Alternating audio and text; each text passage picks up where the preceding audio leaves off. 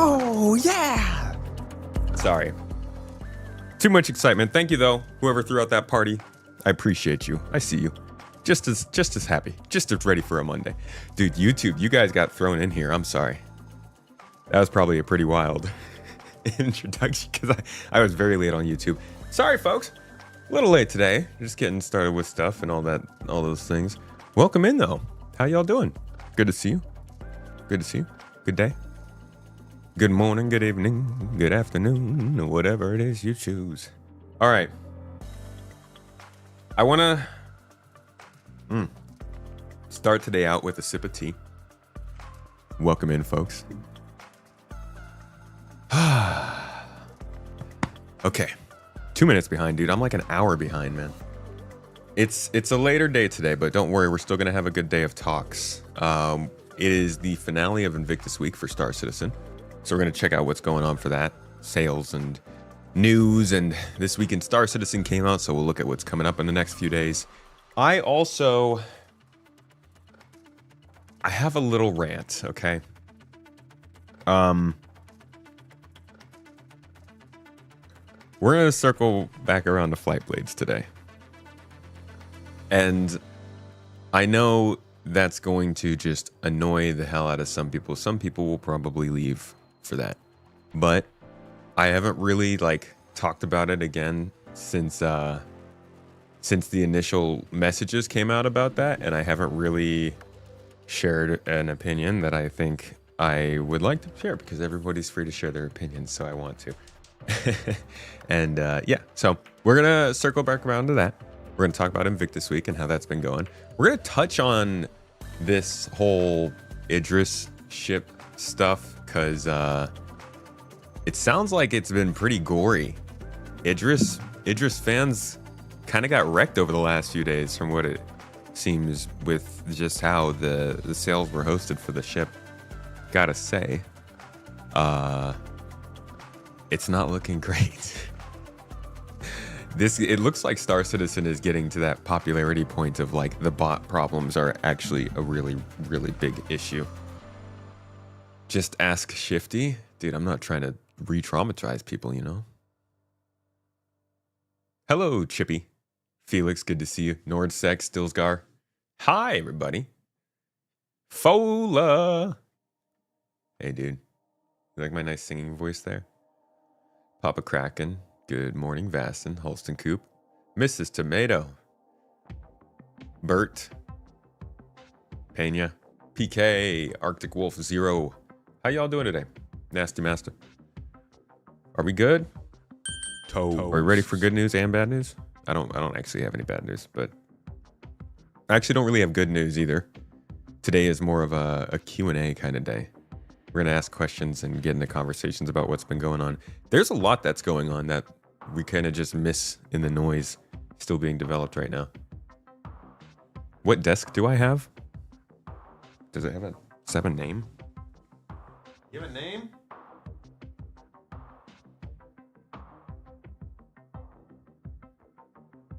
It says, made in Slovakia, October 9th, 2020. So that's all I could tell you. There's no other information on it. It's from IKEA, I believe, and it has a motor to go up and down. I just don't know what the heck what the name of it is. What about regular news? Nonsense, dude. We don't do regular news since 2001. Store refuses to add an Idris to your cart, so no Idris for you. I've seen a lot of people have problems with that. I'm sorry, man. I should do an entire stream and song. Well, usually if I'm going to sing... I'm going to take my voice changer off for the real singing. PK hates it when I use my real voice, so I'll just keep this on for now. Hey, Deplorable. How's it going? All right.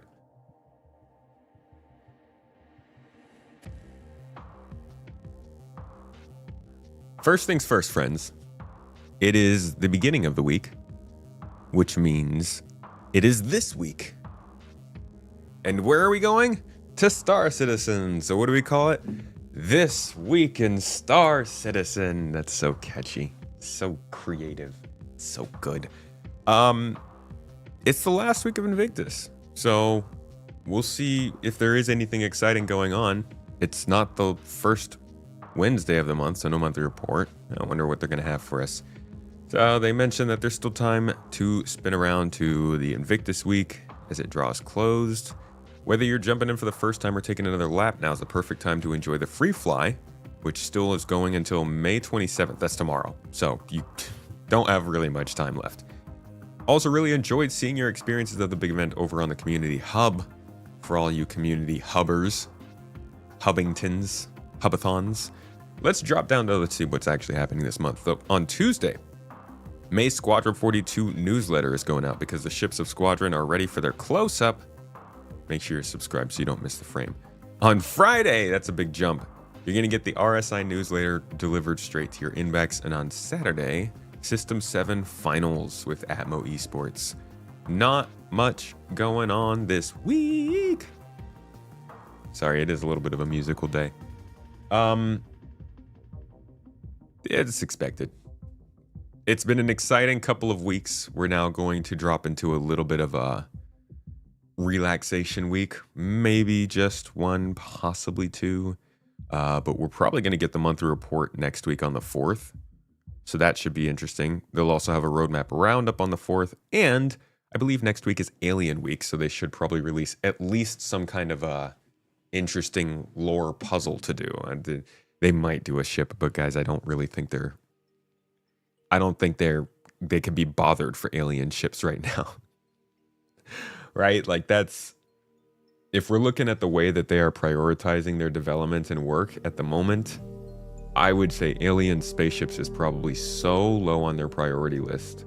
I wouldn't hold up hopes that we'll see one next week, but maybe.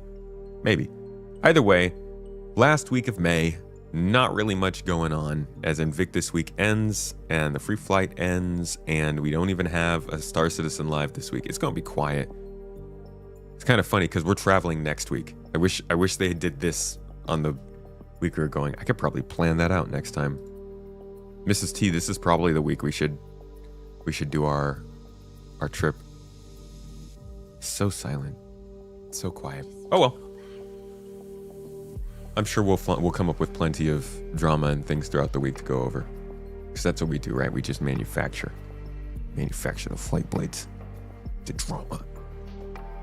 Unfortunately, that is how it looks at times, and it's kind of annoying.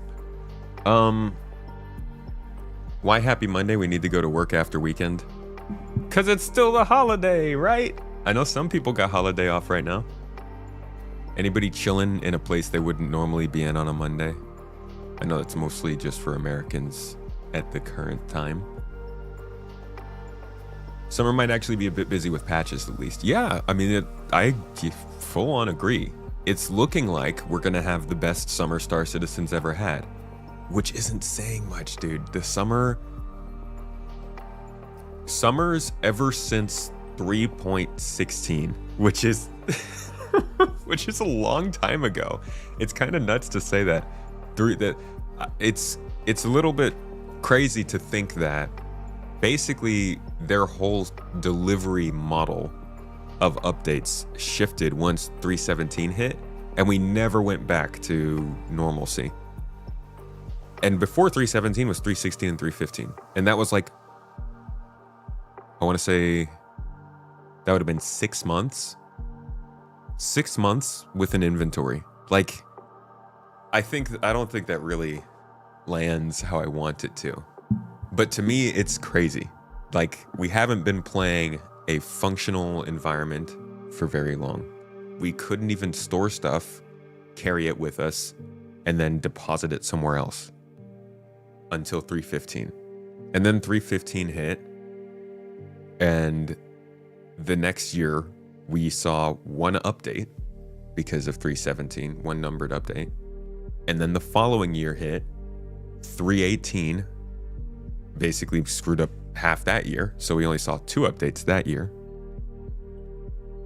And then the following year hit,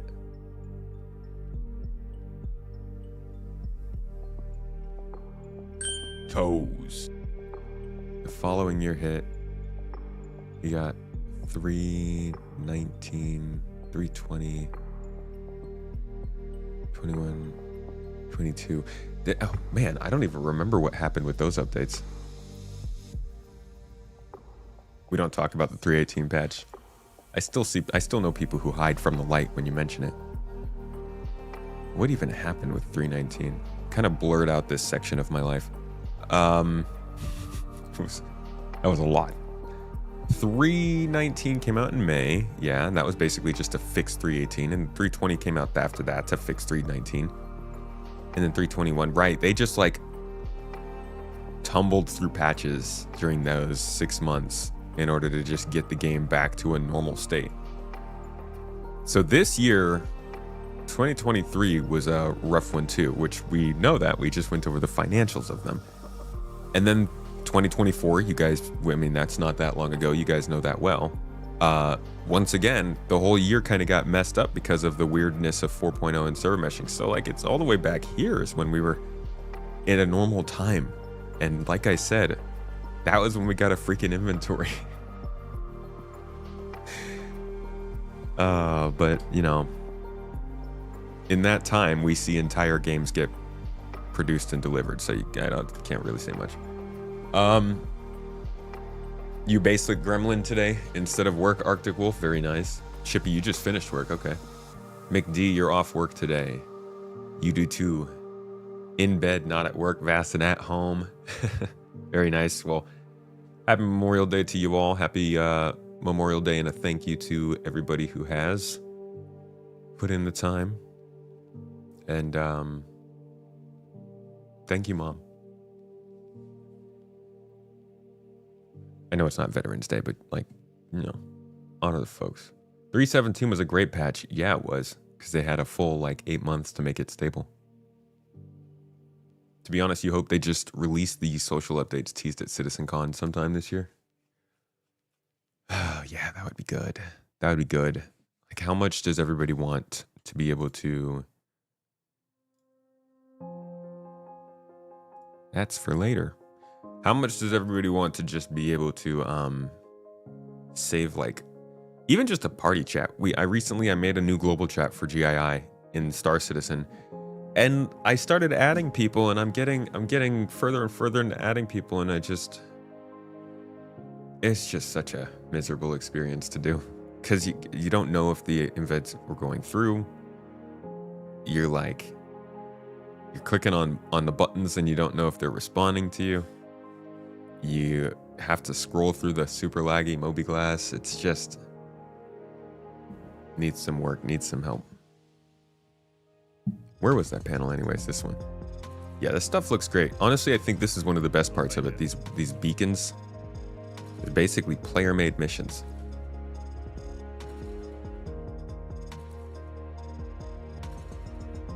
Hope we get news about the new flight model soon. With control surfaces. Or without control surfaces. There's some talk about the flight models.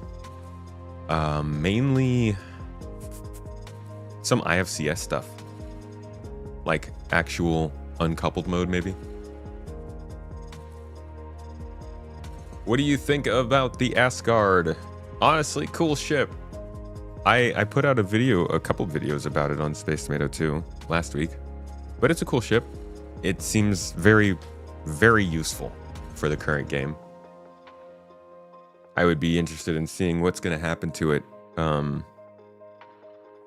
once they start dialing in more of like the resources and ships and stuff. The stats, the power draw, the range, the fuel. Been waiting for easier in-game social grouping stuff before you started playing again. Yeah, I fully agree on that. Especially as like somebody, if you don't know Star Citizen well, definitely need to be able to talk to people better, because that's the only way to learn this game is to ask other people. And a little bit of tutorial stuff. Seems like SC backers that have been around for a while have been conditioned to be hyped for the most basic of things, as you mentioned, inventory. Yes, you will find that if you've been waiting a long time for stuff, you definitely get a lot more excited about it. I mean, it's it's natural.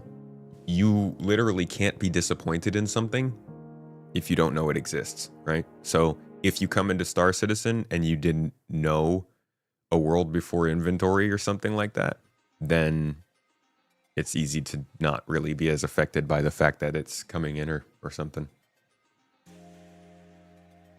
Also, inventory is huge. I prefer it to be just compliant, not huge. It's so annoying. It's such an annoyance. There's a thread on that on the subreddit I saw. Actually, it's right there. It leads into one of the topics I wanted to talk about today, which was scripts. And that whole thing. Wicklow. Ya boy. You're in GII but haven't done org stuff yet. Well, we await your arrival. Super undershielded and armored. Can't wait to find out more about that. We'll see what happens when they bring in armor. Cool that they're talking about it for 4.2. You have a C1, so trying to find a small cruise ship was thinking about the Corsair. How dare you turn your back on the MSR? Insane to see it. As a diehard fan, you immediately know it's a stupid CCU farm where accounts will have to gift you. Not even guaranteed that you'll get it. Wait, what? What is it? What are you talking about there? Cosmic D, what are you talking about?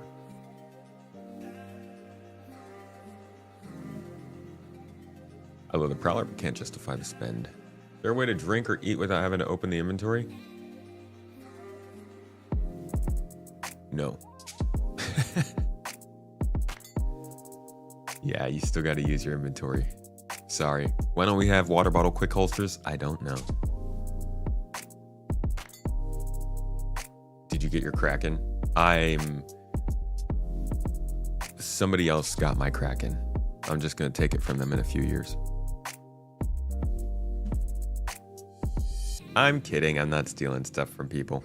Some NPC out there has a Kraken I'll take. The Corsair is the only ship in your hangar currently that will never get melted. They can nerf her all they want. Still the best looking ship in the game. Oh, I like the Corsair. It's got style.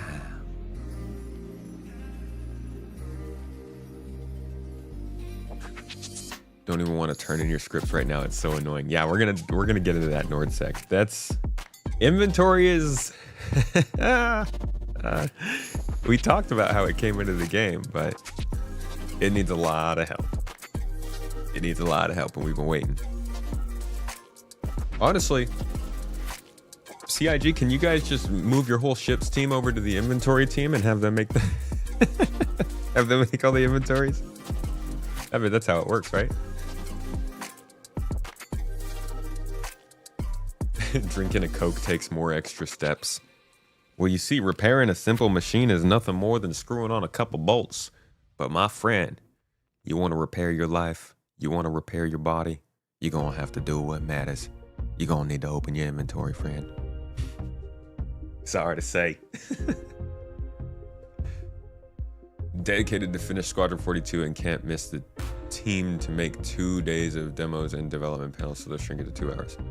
What is that about? Cosmic D. Wait, you just confusing me today. Oh, you're answering. Okay. Well, why will not to happen at CitizenCon this year alive like the past years? Yeah, they're okay. Now that I know what the answer was too. Cosmic D. He nailed it there.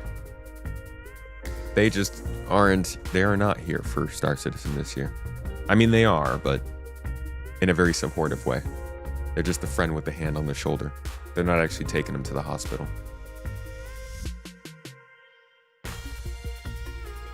Tomato's only a PvE pirate. As long as it doesn't affect our reputation, that's kind of how we roll. Now, if I'm stealing a Kraken from an NPC, it's probably an NPC that deserves to have a Kraken stolen from them. But it's a little interesting to think about that because how easy will it be to get nice NPC ships, steal them, wipe the registration, and get them to be yours? Does CIG see that as us getting a free ship? Because I feel like that was a lot of our goals and desires and wants and hopes. Give me a full-on space station so you can solo it. You sure that would go well? Probably end up having to pay $50 to get a working inventory. If I had to choose between a paladin or an Asgard, I'd choose a paladin for sure. The paladin just really has a nice look to it. When do I think the Ironclad will be flight ready? I think it could be end of year. Could be December. Might be, or could be, yeah, November.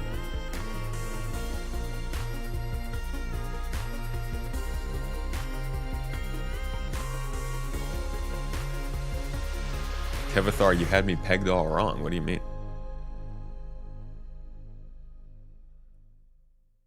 As a non-PvE pirate? In order to wipe the registration, you have to go to the council route, which would be against GII's Merc Guild rep. So we don't actually know how that's supposed to work, do we? Didn't Rich just kind of say that you could get it removed and changed? Or did they say you have to work with the council to do that? I guess stealing from a criminal is still criminal, huh?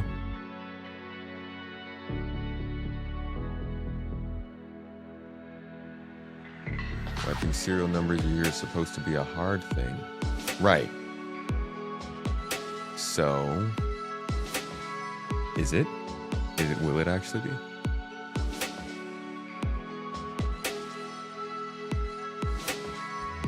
Am I okay with the progress and progression CIG's taken this year for patch cycles and releases?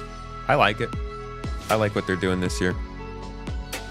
I think it's a little early to be doing it like this. I do. I think it's a little early to be doing the whole focus on playability thing, but I understand why they're doing it, and I get their need for doing it, and I'm sure the information that they have is a lot more convincing than my own free-thinking gamer brain. So, like, with what we have, with the way that they've been going about it, yeah, I like it. I do wish that we were more focused on the feature development, though. I haven't like a gnawing little, like it's like kind of just nibbling away at the back of my brain, just little, I don't want to say worry. Sorry, that music's a bit loud. I guess you could call it like insecurity. A little bit of Star Citizen at the moment, where for years I've felt like this game has operated on a pretty set path of like, okay, this is where it's headed, this is what they're gonna do, this is what they've said, and just over the last year they've just chipped away at that. And so as much as I like to continue to, talk about what's going on with this game and where it's headed and what they've said, and I will continue to do so, I'm just like, I don't know. I get this small feeling in the back of my head. I'm like, guys, are you actually still dedicated to what you want to do here? Because a lot of the decisions are just confusing. And I know some people are gonna hear that and say, you've changed Space Tomato. But I think that's just, I don't know how else to put it other than that. Like, we've gone over it enough, I think, in this stream, of the different little things that have been said throughout the year that are confusing. There's a saying that sort of translates to, thief who steals from thief gets 100 years reprieve. The old rhymes and things. Do you think that CIG is is in a predicament this year and their money has run dry, hence why they canceled CitizenCon this year. I don't. No, they've got plenty of cash flow. I do, we don't know how much they're spending. So we know how much they're making to some degree. We don't know how much they're spending. I don't think that their money has dried up. I think that they are extended a year further than they want to be.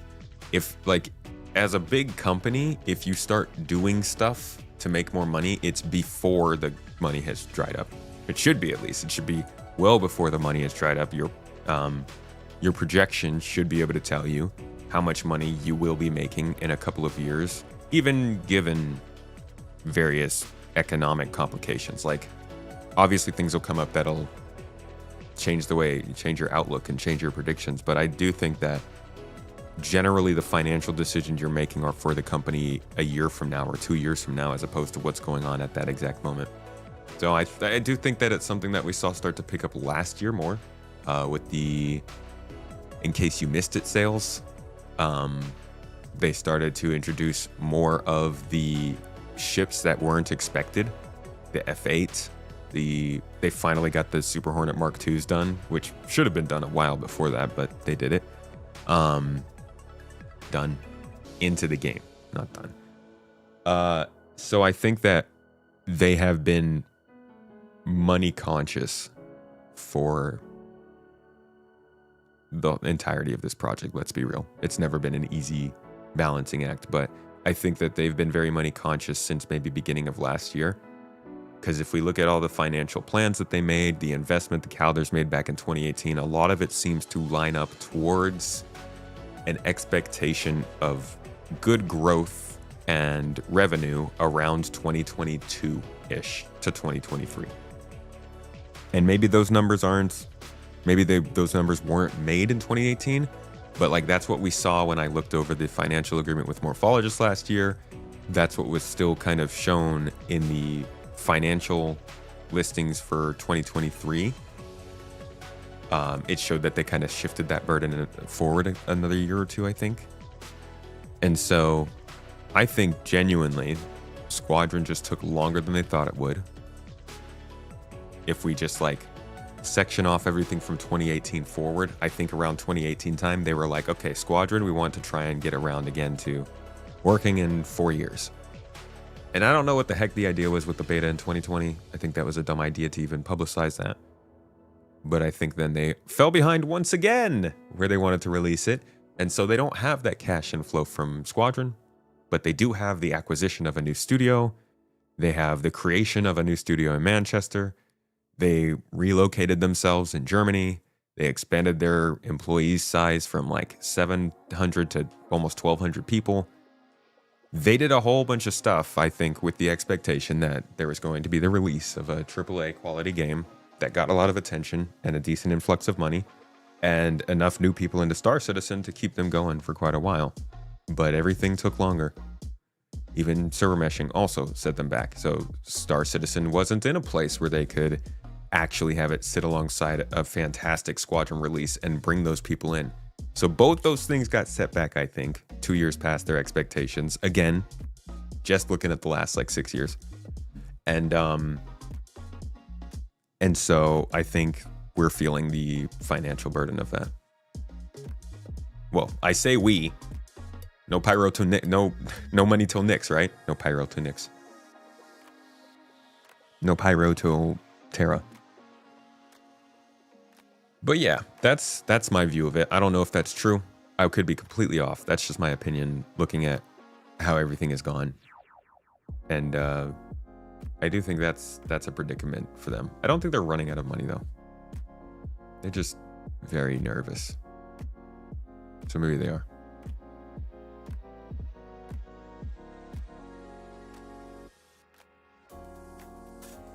Used to be a WK in 26. Oh, and a White Knight. Now for them, you're a hater. True, you see, it's just a true. However, you want the game to succeed.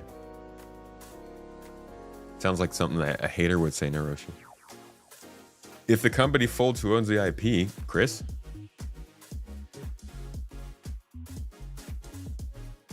Based on their last financials, they have a little over 2 years at current earn and burn rate. Squadron will help ease this. Just remember their last financials were 2 years ago, though. So we don't know again what has all occurred at the company. Do we know what their current? We don't know what their current headcount is. I don't think, because the financials they showed, for 2023. And I don't think we haven't gotten like a letter from the chairman or anything in a while. Probably due for one with this recent oopsie. But looking back at 2023, they had 1,085 people. Now they also had layoffs along with everybody else over the last couple of years. So I would be interested in seeing if they were able to keep that number lower while also increasing their revenue, because the revenue, as we can go back, you can see, Jesus. Holy shit.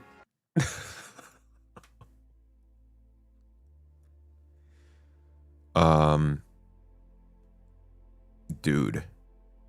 Oh my God, they might actually have their best May this year. I can't. Dude. Look at how freaking big. For anybody who's doesn't know what this is we're looking at. This is the this is money. This is money that they're making per month. Dude, they made almost as much money this month as they made in the year of 2013.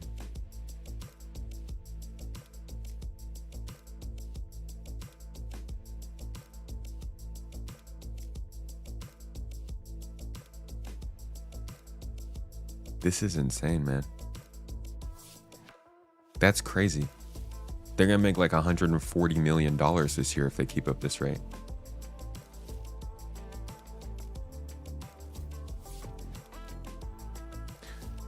I would like to know, though, what I don't know is the Invictus numbers. They haven't beaten last year. Yeah, how many days are left?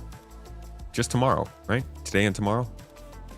I think they'll beat last year. Back when the game was on GoFundMe, it was all about the MMO, not Squadron 42. That's very wrong.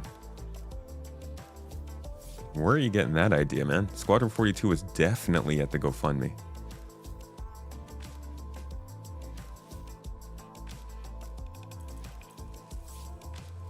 What's your opinion on the Idris sales? I've been having it in my cart and pushing the purchase every wave to only fail. I want to believe it is bots, but I can see new player. Oh, like they're trying to limit it to new players? I didn't even think about that. Yeah, it's ending tomorrow. I mean, if you guys could buy these Idrises, they beat last year.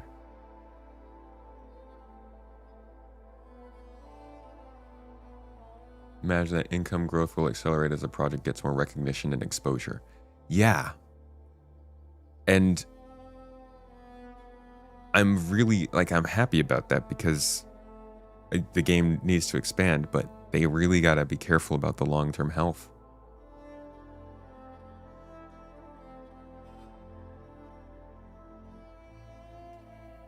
Can actually look very quickly at how it's going today.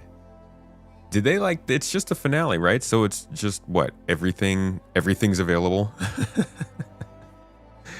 How about my Idris though?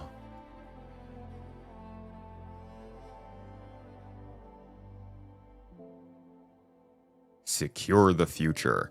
Not actually. They don't actually let you secure anything. More like secure your F5 button. Because it's going to break.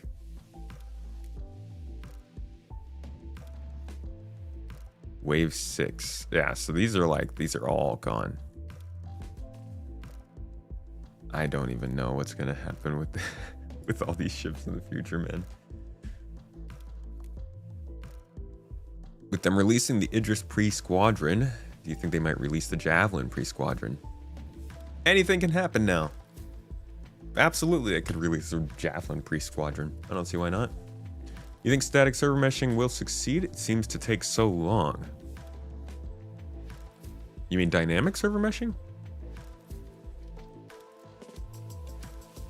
Guess you mean dynamic server meshing. I have no idea though. Nobody's really done that before. Static server meshing is one thing. Dynamic server meshing is a lot. That's ambitious. All right. What are we talking about today? We're talking about scripts. We're talking about flight blades. How about we talk about something more interesting than those to start off? So Star Citizen 4.2 is coming soon. Soon-ish. It's in PTU at least. And it looks like, now this isn't confirmed, all right? Some of this is speculation. I might not be completely right about this, but it looks like we might get the Apex Valakar. Maybe. It's rumors and hearsay and, you know, just talk at the water cooler, but they are seemingly dropping them in one at a time. So it might be 4.3, right? They might do a 4.1 for the juveniles or the annoying teenage Valakars. They might do 4.2 for the adult constantly complaining Valakar, and then the Apex let's get you to bed Grandpa Valakar is a 4.3 kind of edition. And that comes from, where the heck is this panel? Here we go. They showed us this. Creature sizes are great because they allow us to create varied experiences. So these are the different ones. To each size. So this is the one we got in 4.1 at the Hathor locations. These juveniles will respond to stimulus such as noisy footsteps and loud mining beams. This will cause them to burst out the ground and attack anyone who's disturbing them. And you'll find these in caves near valuable harvestables and minerals. So for our next size, adults. Now, I'm betting these are definitely in 4.2. They're, okay, I don't even have to bet about it.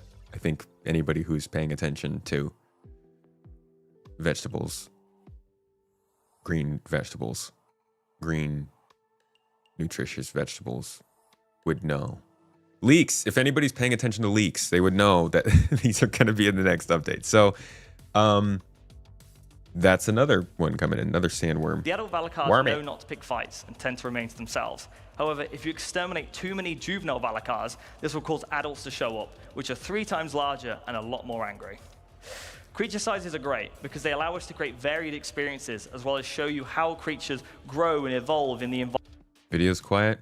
Man, why is CIG's YouTube volume always quiet?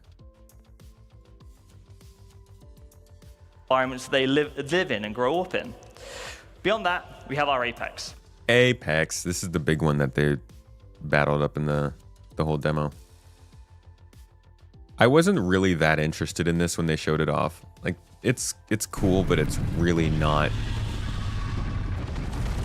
It's not in my normal gameplay. Guess I should probably clarify. Most multiplayer things aren't in my normal gameplay. I'm very much a solo kind of player. So these sorts of big events sort of stuff never really got that interesting to me, but I would love to watch it from afar as GII wrecks this thing and takes all the delicious resources for ourselves and then turns them into something that gives us one reward that we have to split up between us all. But yeah, it's like this is a huge sandworm. This thing's gonna be, it definitely will offer a different kind of scenario to encounter. And I'm really excited to see what, like, in years from now, when nobody actually cares that these sandworms are in the game and people stumble across this kind of stuff. It's like when you're playing a new game and you're in some hazard area and then suddenly an alien starts attacking you never expected. That's what this is going to be. That's what these other sandworms that we're looking at is going to be. Like, at some point, somebody's going to stumble into a cave and come across a sandworm that's scary as shit, and it should be a good experience. I'm glad that they're adding this stuff. But the reason I bring it up is because we could go all the way back. All the way back. Taking me back. CitizenCon 2016, everybody's favorite demo. We'll be stopping off at this video twice today, actually, so stay tuned. This was like the big, if you go back and you just look at like, you search for Star Citizen scope creep or something, I guarantee this the worm pops up somewhere. It's got to pop up somewhere. Come on, worm, don't embarrass me. You got to be here somewhere. All right, the worm's not here. Well, here's the demo at least. So sometimes you can find it. Oh, and here's the, yeah, this is the same demo. So this demo itself gets referenced fairly regularly, I would say, throughout Star Citizen's development because it was such a standout demo at the time. Planetary development like this, creating a planet like this was just not common in the industry. I mean, it's still not common in the industry. And it's funny to me. The most funny part of this is that if you go back and you look, you can see that this is a Planet Tech demo. This is like last year's when they came and they showed us all of be like this, basically. It was like a very shrunken down version of this. Just giving us an idea of how Planet Tech works, right? But when they presented it back then, they did all this talking about how the Planet Tech works and what it's supposed to do, and like it's very cool. But then they show us a gameplay demo. So it gets everybody thinking, okay, well, this is the gameplay. Like, this is what you guys are trying to get into the game right now. And a lot of it, I mean, some of it did. Like the UI, the vehicle, the weapons.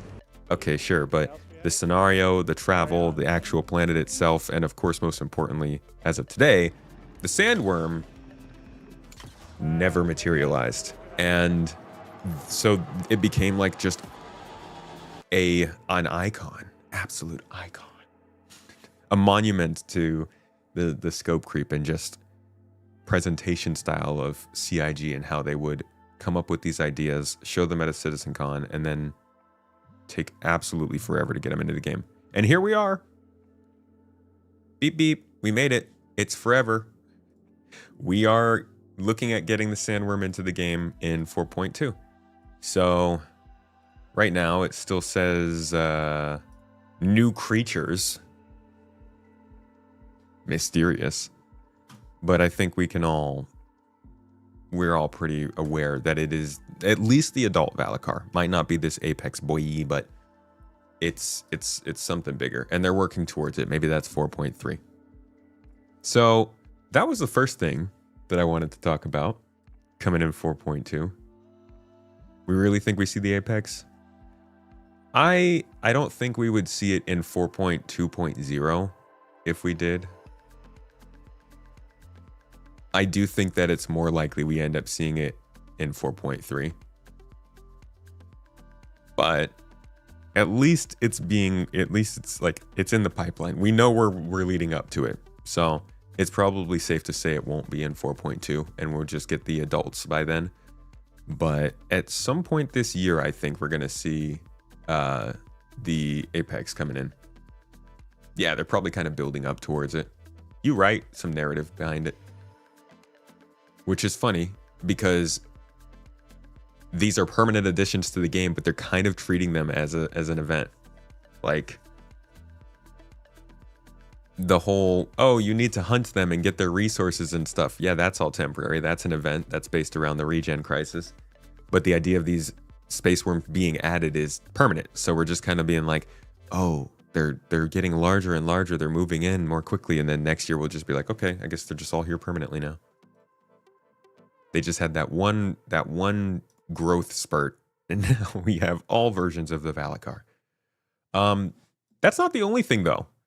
Like I said, we have another thing to look at during this event, during this demo, because like I said, dude, they just put so much stuff in here that got people excited.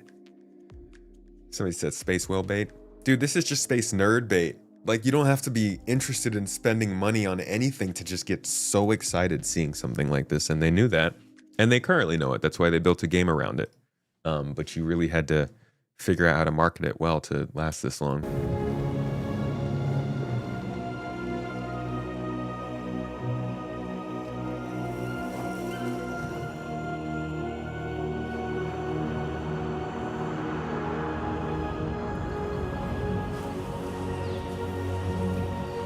This actually does look quite a bit like Hurston.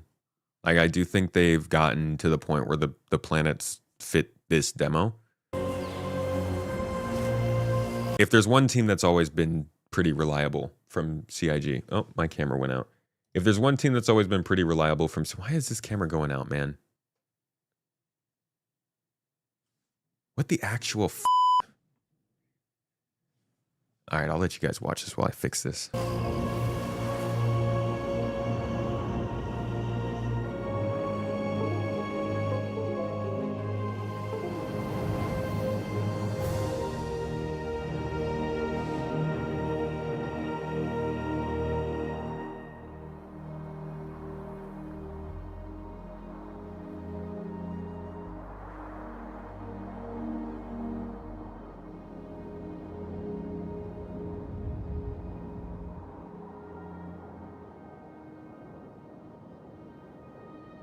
There we go. I need to sell this camera. I could sell this camera and probably like buy 2 nice cameras for it. Such a waste. I missed it.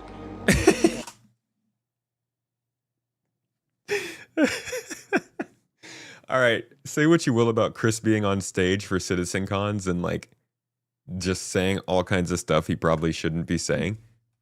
But his whole thing of putting something like that into the Citizen Con, I think it's even funnier. I talked over it. Listen to this. I missed it. So he loves to put this sort of like a random person somewhere in the demo that yells out to the viewers. And every time people are like clapping or talking or something, and he always comes in, he's like, you guys, you missed it. Like, I think, let me see, CitizenCon 2017, I think also does it. That's the one, yeah, that's this one. We're flying through ArcCorp, fly past the building. Chris is like, you missed it.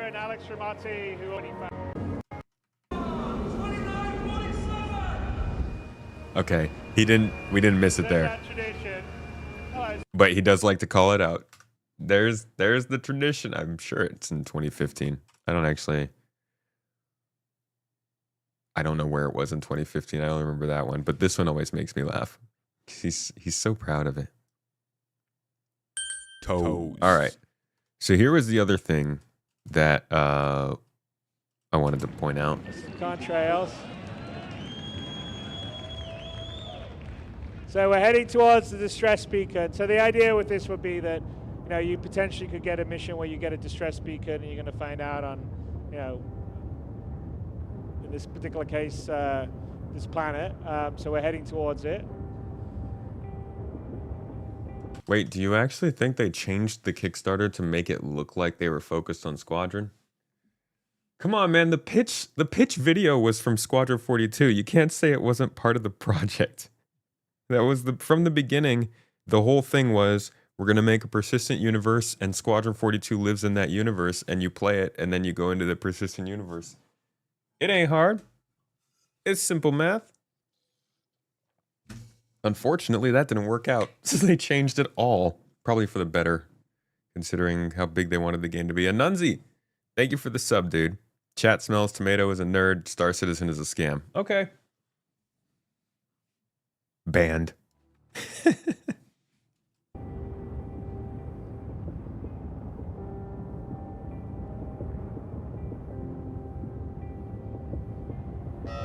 Yeah, we're at Planet Tech V5 now.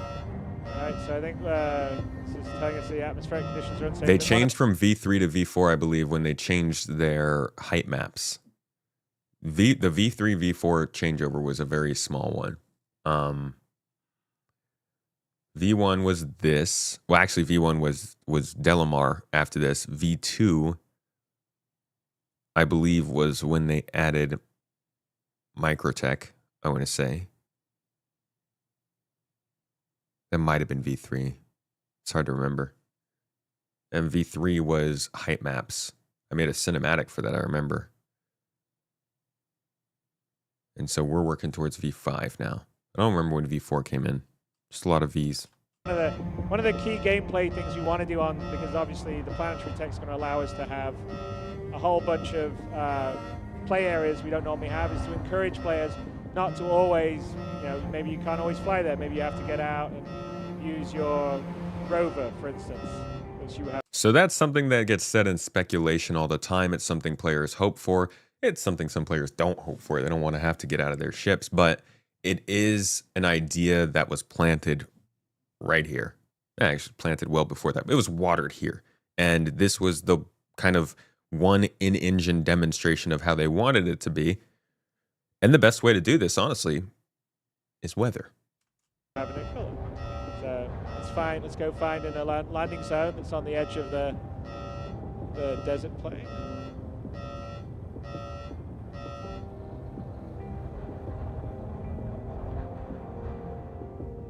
Though I do wonder what else they can do besides weather. Obviously, turrets and deterrents and stuff like that, but a turret kind of gives you the sense that it's a person still, that it is an entity that you've been alerted to have been somewhere, and I think it's nice to have things that keep you out of areas that don't necessarily feel hostile. They just feel like things you would rather avoid.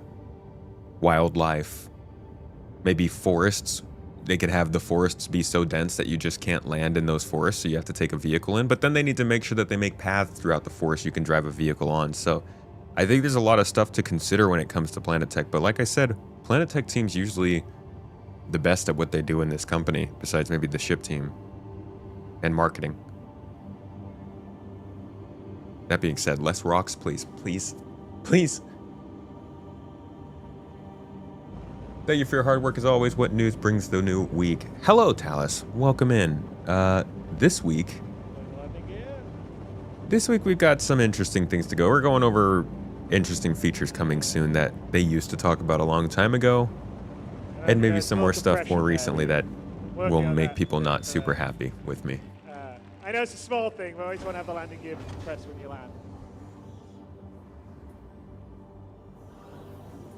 So yeah, basically the whole excuse here is that You want to make it. they had to land short of their location, Right, so let's figure out how to get there since we can't fly. which is right there. Yeah. And so since they Handling, can't we've take the... Installation. Yeah, this is like they set this up.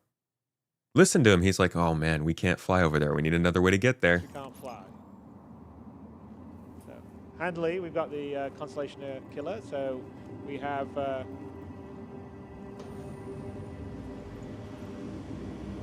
rover. So if you saw the Constellation Killer commercial a while ago, we are now doing this in game in real time. Awesome. Yeah, they didn't have ground vehicles before this. Ah, progress.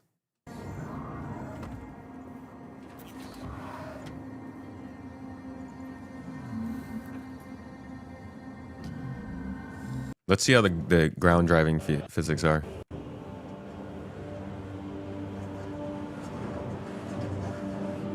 Dude, I wish I could go downhill this smoothly. Oh my gosh, what's the gravity on this planet? Must be like 2G.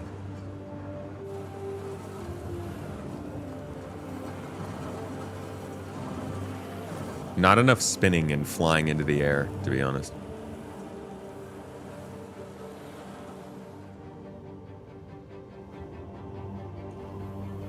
Such a beautiful planet, though.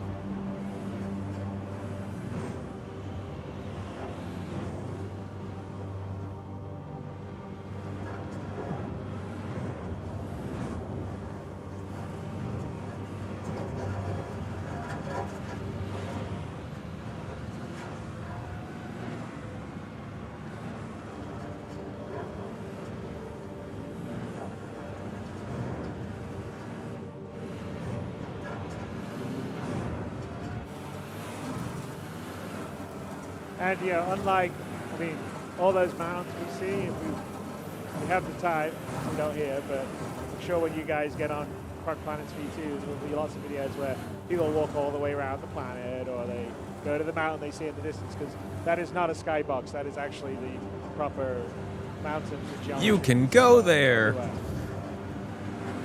And that's actually the liberating thing with this tech, is when you build the planet on a planetary scale at this level of detail, and of course you can see up close that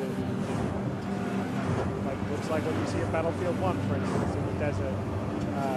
They're sort of clouds for aviation. But Did he just compare this game to Battlefield 1? I know the game looks great, Chris, but they... Of course, it's all at a global scale, the whole planet. And we have different ecosystems, obviously, we've flown through. So we flew over oceans, we flew over sort of grasslands or forest or over through mountains, and now we're sort of at sort of the edge of a desert and approaching a desert. Yeah, the volume leveling wasn't great back then. So they drove and drove and drove and like found the distressed place, and then they got ambushed by some NPCs, and then they explored another area. And like all of this was just building this idea that you would land somewhere because you couldn't do everything at once, and this mission would take you on objectives that would drive you across the planet, taking you further away from your ship, giving you more reasons to do the gameplay on the ground. This is like what we dream of when we see these outposts and stuff in Pyro. This is what we want. It's what I want. I don't know about you. I won't speak for everybody else. I'm sorry. Forgive me, please. So sorry. But this is what I want. I want a reason to land my ship in one place and then spend hours on the ground there doing different objectives and stuff. And one of the best parts of this was like, you got this sort of sense of impending doom almost. Not impending doom, but like something was happening. And that's this weather cloud, this storm off in the distance that's slowly approaching.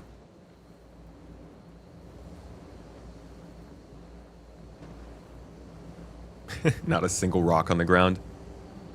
Too much just sand here. Oh, dude. But seriously, this is... So somebody asked, Lear? Yeah, this is Lear 3, I believe. And just like this is such a beautiful planet. Desert, small oases, oasi, I don't know. Which was probably placed there on purpose for this demo. But still, it looks nice. I like this planet. Hopefully we get some more convincing deserts in Terra.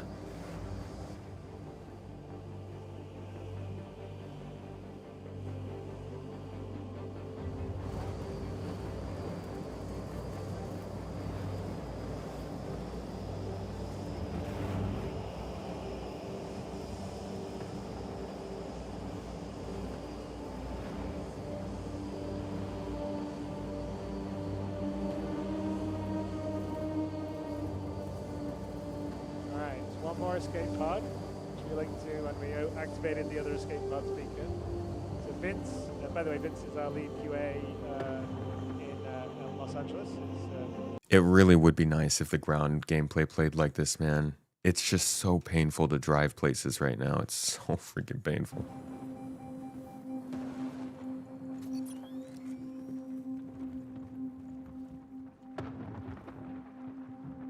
You hear the lightning in the distance. See up there, that's the space station. And if you look closer, you can actually see the rings slowly rotate. But that is the space station we flew past on the way down. And that's kind of what the sort of tech and the 64-bit precision for positional space gives you.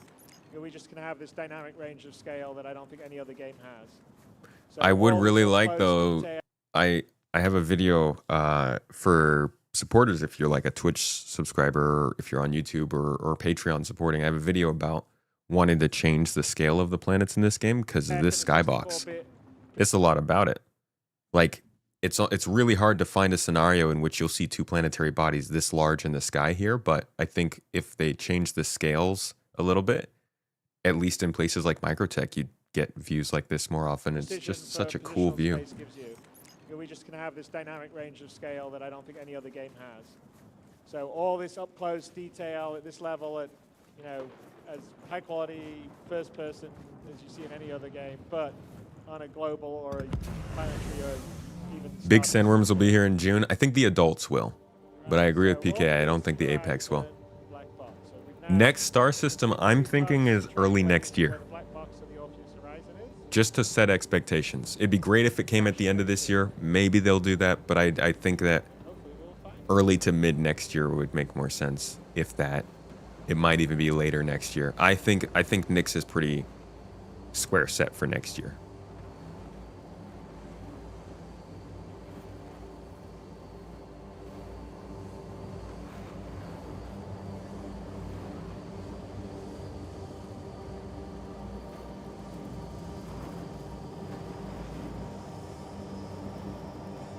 audience is undeterred by the impending sandstorm. See, and he likes to highlight that the sandstorm is coming in. But seriously, the sandstorm's an example of we want to have dynamic weather on the procedural planets, and we're working to have sort of a dynamic. I realize. Hold on. I want to give another example of this. This is not an uncommon thing from this time period. No, 2017. There are quite a few examples where you can go back to these citizen cons, find a place where Chris is like, we want to do this, and then find an exact moment in time right now when it's actually happening. Here's another one. Tech. The oceans have all been ported over to GPU, and ultimately, we're not doing it here, but there actually has. If we get low enough, you'll probably see it's full wave simulation. And we get low enough, we want to have the thing where the wake from the ship creates waves. That's not in yet, but we will be doing that at some point. At some point being 3.23 last year. So now we hear him saying the same thing about dynamic weather here, something that is coming in at 4.2. But seriously, the sandstorm's an example of we want to have dynamic weather on the procedural planets, and we're working to have sort of a Obviously, their sound was a lot better the following year. dynamic procedural weather system, and things like sandstorms, hurricanes, various weather systems are all things that we model onto the planets that will add additional sort of drama and challenges for when you're adventuring and playing around. And like ever since this, we've been freaking crazy about dynamic weather. I mean, they brought in windstorms, which were actually really annoying, but they started bringing in kind of like blizzards a little bit and snowstorms, which again could get annoying because they weren't very predictable, but they definitely add to the feeling. And then they brought in clouds, and like clouds were, that changed a lot in terms of planets. So people are really excited for dynamic weather, for rain and lightning and more predictable wind.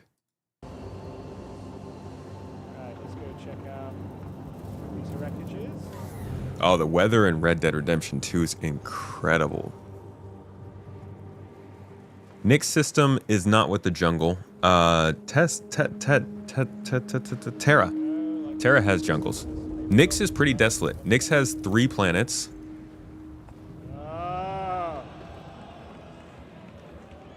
They love that. Maybe they freaking dangerous love out that. in the desert. Who knows? Nyx has, I think, 3 planets or 2 planets. A massive asteroid belt with Delamar, the landing zone. Go out there. Oh my god. Yeah. Did he just do a Shia LaBeouf impression? But we're just gonna do it! And go out there. And then Yeah. and then the classic Chris chuckle afterward. I gotta Love you, man. memorize that whole speech. There it is. I think that should be the soundbite, to be honest. The chuckle, the Chris chuckle.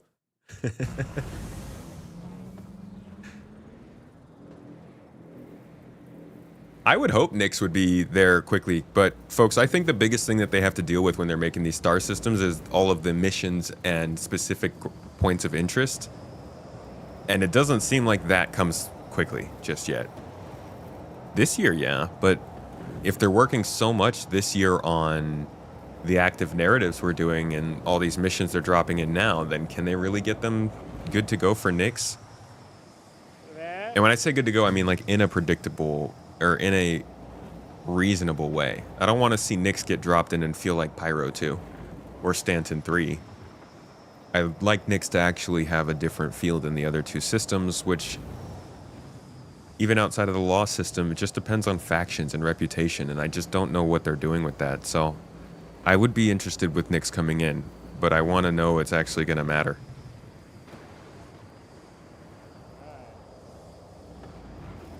They're using machine learning models for planet generation. They actually talked about that at CitizenCon last year. We'll just pop off here. Before Shia? No, I think Shia LaBeouf's was like 2012, 2013 when he did that. Check out where we're going.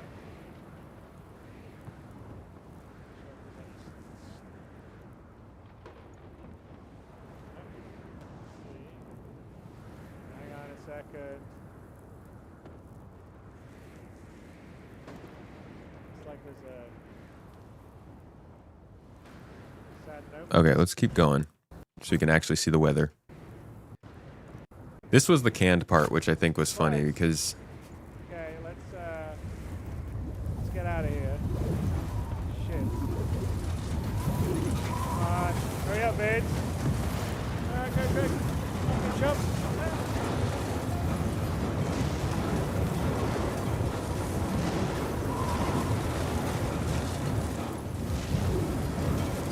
so like there's plenty playing out here that's canned. I think the entire storm itself is obviously scripted and it was meant to arrive at that exact moment and all that stuff.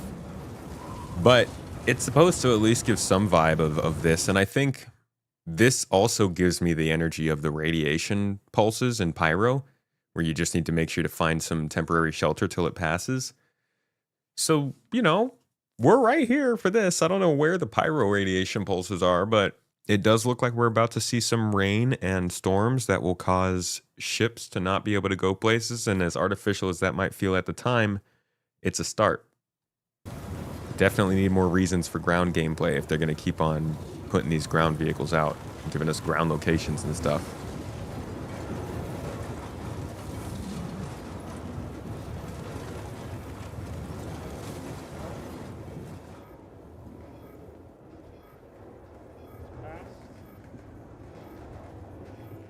So yeah, there's weather. Coming in 4.2, it seems. So between the sandworms and the weather, this demo itself is covered fairly well in 2025 editions. Good for them. Just a solid 9 years. But I mean, you know, it is coming in. I do appreciate that, like, this stuff didn't just completely get dropped. And hopefully they keep doing that for everything that we've seen back then.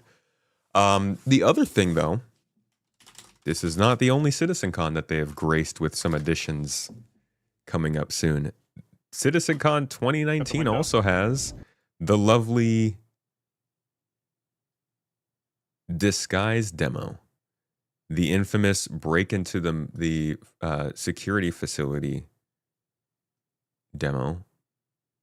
This was definitely one of those missions where everybody was like, myself included, absolutely myself included, was thinking that they were going to actually give us a mission similar to this. I didn't think it would be exactly this mission, but a mission in which we did have to at least go to some point of interest in microtech and do something. We're through. Alas, it's been 6 years since we watched this demo. But another look at the things that they gave us and told us and tried to show us at CitizenCons an old, and a reminder that CitizenCons now, I think, are better. I don't think they're perfect, but they don't really do the big gameplay demo anymore. They just kind of show off different segments, which is kind of a better thing, right? They didn't do that last year. They just did the 1.0 talk. Year before that, I think we just got the Squadron 42 gameplay. No. That was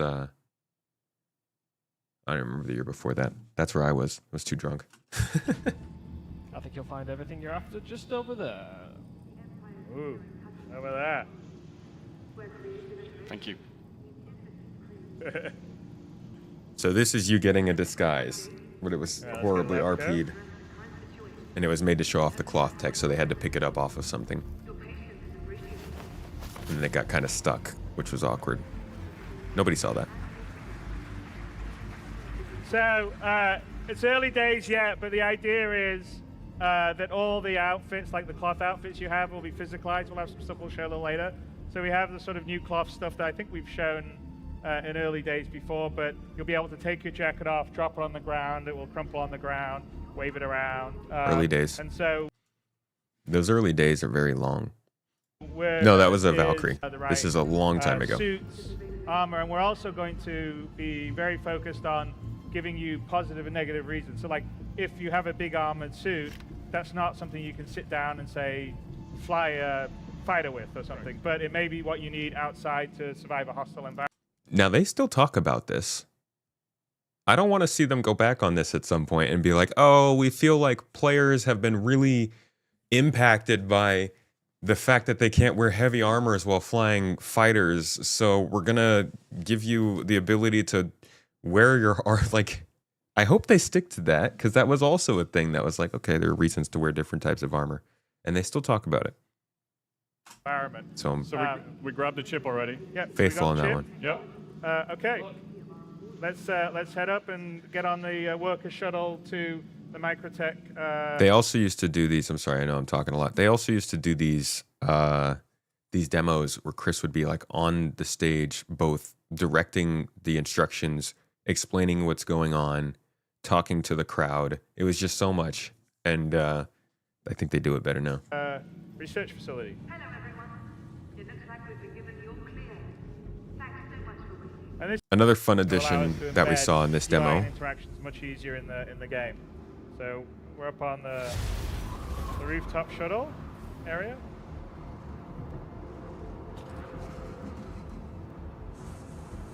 And so one thing that we'll get into later, but we have the player status system is now extending beyond oxygen into temperature. As you can see that it's cold. Don't know if you noticed, but we are actually have breath coming out of our mouth. Whoop. And if you want to look around your third person, we can sort of see you breathing, I guess. So another big thing that was just seen was basically AI transitioning from one zone to another zone. It's cold. Yeah. See, he should be wearing his nice warm. But all right, let's get on, Glenn. God dang it. This six-year-old Asgard. So that transitioned to All right. this, which is They're on, actually NPC flying you around, which was also something that still hasn't really been able to happen. Can we get the All of quadrant? this again is like they did all of this because not because they knew it was working in the game. That's all crap, because they have to do server meshing. And none of this would work for server meshing. That was the difficulty of doing server meshing. It's like, okay, well, all of this is kind of, you're going to have to redo a lot of how this would work. That's why we never got NPCs flying in atmosphere, because the game couldn't even freaking handle it until they had to split all the load up into a bunch of different servers. And at this point, in this very demo, they very, very, very, very dumbly said that Pyro would be coming the following year in 2020. Now, I don't know how the freaking hell, like, clearly you weren't that close to server. I don't know what the heck was going on here. And I hope someday we might know, but this is just, it's embarrassing that they said that. Server meshing was not going to be ready within the next year. And this wouldn't have worked without it. So this kind of thing, Right. And it's just dumb to look back on. But that doesn't change the fact that this is a mission that they marketed. And then obviously. And a big part of this mission was the disguises and wearing something to get into the facility.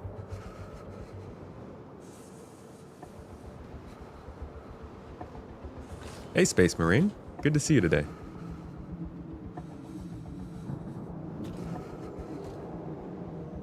So you'll see, now that we've entered into the room, the temperature that the character feels changes, and he actually starts returning back to normal.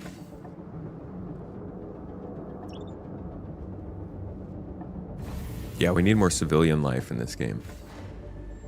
Everything is at the risk of getting shot. Where's my security personnel? Brigadier. In the last CitizenCon, they mentioned the armor specializations. Yeah, and they've talked about it this year too. About willing to say it. needing to have the right armor. So this is all about getting in here So, and benefiting from looking like you're supposed to be there. or not. Glenn, come to that. And it is dynamic, so it's set up. So not going to have, we've got a couple of elements still to come on the fully dynamic planetary weather, which would be volumetric planetary crowds and volumetric ground fog. We have a large amount of the pieces in place for our weather sims, and we'll get into that in a little bit, but let's carry on with our mission. So we're gonna go look for the data center to try and steal the algorithm. So it says it in the demo. It'd be or so funny if you took off your lab coat right now and everybody starts freaking out and being like, "You're not supposed to be here." basically in the mission briefing that you're looking for server number 5. So we'll be looking around and getting closer and working our way over there.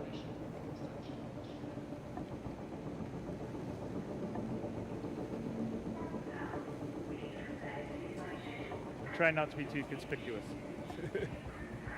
So yeah, that's basically it. And I mean, this just plays out as a mission would. You eventually get caught and you have to get out of the facility and go through the weather and find your...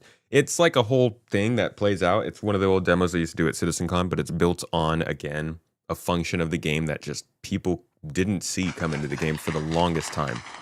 And as we've seen throughout this video, this happened a lot with CitizenCon back then. There are still things in CitizenCon we're waiting for, but it's interesting to see such a concentration of such large scale features from these coming in all at a similar time right now this summer or this year.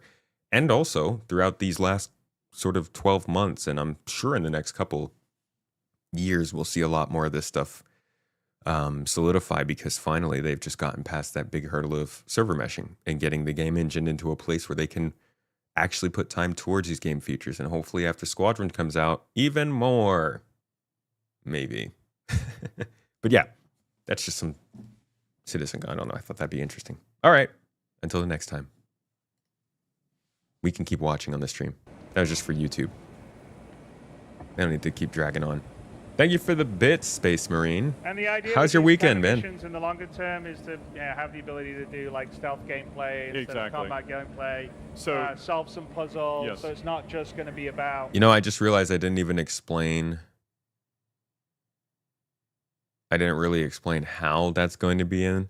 The whole idea behind the feature I'm talking about is that you're going to have to break into a location in the new sandbox activity in 4.2. I won't put spoilers out there for you, but essentially you will need to have some form of disguise to get in to this location and complete the objective. It's a very basic version of this gameplay right now, but it is the beginning of that kind of Hitman style thing. And I really, really, really hope that they're building this in a sandbox method rather than on a per mission basis. Like, I really hope that we're able to do this out and about in the world, and it's not like you have to be on a contract to sneak into a location, but we'll see what they do. Sorry for that missing context. Think they should turn shield management into a minigame for the co-pilot? That's the idea from what I know. Hey, Haska, huh? Good to see you, my friend. Shooting people all the time. Well, and it's something that Tony and you and I have talked about a long time ago, which is basically breadcrumbs as well, so it opens up to other aspects. So we want a sort of combination of sort of the procedural dynamic stuff that would be generated by the universe simulation that Tony was showing earlier, plus some more crafted, multi-stage, kind of more narrative missions. And you're not supposed to be here. A really sort of nice flavor and variety of things to do. So, like, we need to figure out a good way. We're gonna we kind of know a good way, but as a game player, you would actually have to suss this out. So we're gonna go back here in the maintenance area. Tony didn't leave so many years ago. We had somebody from our community run into him like a year ago, and he was still working there. Great.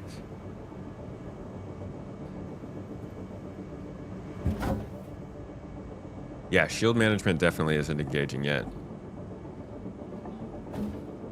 I think we need to actually feel like we're working with power in the system first. Right now, it's just still pretty basic. In the future, obviously, the AI will have certain stims that they can react to, and audio is one of them. Having certain objects that the player places around would be another way to distract AI. Classic Splinter Cell.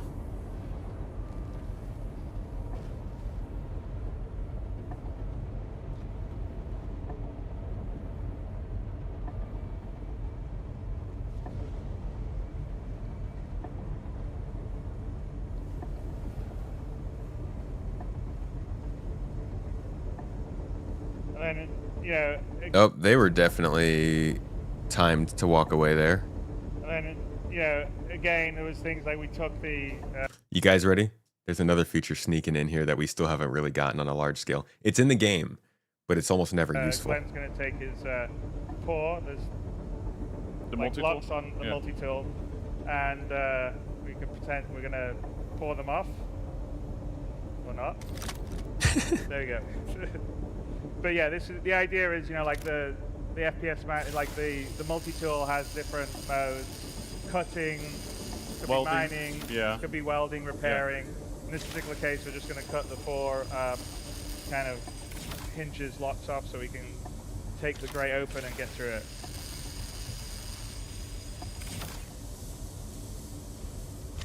And again, this is, you know, I think we've talked a little bit about, you know, especially with something like whether the weather or the temperature, it's about taking, like, the physical inventory, taking the things you need. Taking so the right do I things. need a tool to go and do something? Do I need to have an outfit that will keep me warm, or Correct. or, you know, protect me from fire? And I mean, I think even with our combat and everything like that, we want people to How? actually No, think this about what they video need isn't to do that old. for- I just love Splinter Cell. This is, I mean, it's old. It's 6 years old, but not Splinter Cell old. Is engineering going to have a mechanic that Are you- affects are the you gravity looking for the on exit? ground vehicles No, depending he's on which looking planet at it it's at all. on? No, it's on the bottom here. I don't know. Go down here. It's there. I am definitely not square? sure of that. Move your cursor down. Can you tap to it? Your mouse isn't working? Aye. Don't think anyone has pledged or supported the project for this. I hope CIG can Right, refocus flash, and press. stick to the core gameplay. Space to That ground can't be right, exploration and right? multi-crew combat. I mean, we're looking at a 6-year-old build of this. Come out, do that. That's one way. There we Okay, go. well done. But yeah, I think everybody is of the expectation that CIG needs to continue to improve the game to reach the levels we want. Personal inner thought Yes. system, which is Richard is the person. God, I love Pandora Tomorrow. That was my favorite Star Splinter Cell. Star Citizen. Pandora Tomorrow was such a good game. Which allows you to access a whole bunch of sort of actions or interactions that are sort of on you or would be your thoughts. And so that's a very early version that obviously for some reason is bugged. Getting hot, Now yo. you're meant to end up triggering that. Interaction in this game has a far way to Looking go. for a data card. That's true. We're going to steal. There's a guard on that side. Just make sure you Well. stay out of that way, Glenn. There you go. Remember how happy people were to hear that we were just gonna. Take that one, or plonk one on the desk, I think. Look who's back. What's up, Parzivogs? How you doing? Long time. Right. You pledged and supported the project for this? Yeah, I mean, well, you know, nobody can speak for everyone. Go. And maybe under here to get to the other FPS side. gameplay in a space MMO is one of the coolest things about SC. I certainly do like it. And by the way, one of the reasons why, yeah, there you go. One of the reasons, obviously, why Microtech, they like this planet and it being cold is to essentially cool all their, you know, The server systems, farms? the server farms, yeah. Yes. It's like a big Microsoft. All right. Let's, Dude, I really hope we let's get stay another there. Splinter Cell at some point. I think Ubisoft said they're thinking about doing that. It was just such a good game, man. Such an interesting game. It felt like you really were making a difference in the world. Not in like the I'm helping the world kind of way, because I was definitely murdering people in the dark, but And again, this is more really so just like I would do something and it would affect the way that levels played out. Just such a cool feeling. That's part of why I was like into Star Citizen. Am into Star Citizen. Okay. Remember seeing a random clip of bunker gameplay before you started playing and being blown away that was FPS stuff in a space game. The FPS component of this is what's kept it alive. Get out of here with that I think. gains. The format, the perspective, the ability to transfer from spaceship to Jeep to bed to dead on the ground, all of that is just, it's very tactile, it's very immersive. And being able to do all of the things you would normally do, but on spaceships somebody else is moving is also pretty crazy. What's up, Really Jaybird? go that way. Yeah. All right. All right, give me 1 second, folks. I'm gonna go get some more ice because it's getting warm in here, and then we're gonna move on to maybe some more dramatic topics. Started out in a good mood today. Let's see where we go from here. All right. I don't know. Enjoy. It's all right. Ooh.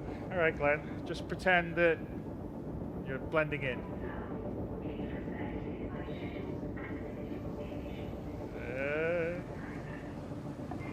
Okay. You mind telling us what the hell's going on?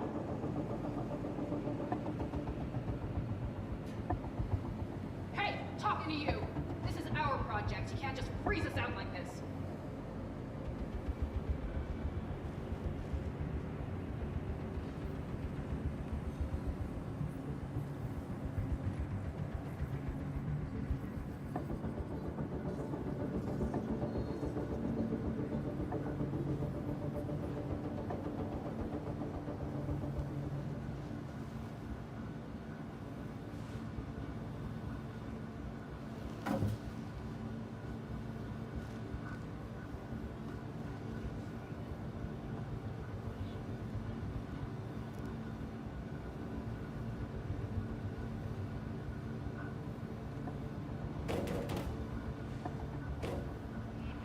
Ooh.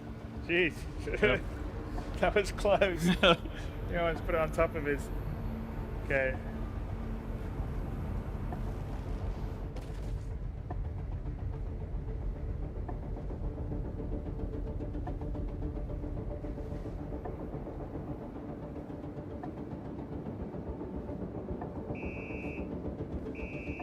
Oops, a daisy. I think we better get out of here, Glenn. Yeah.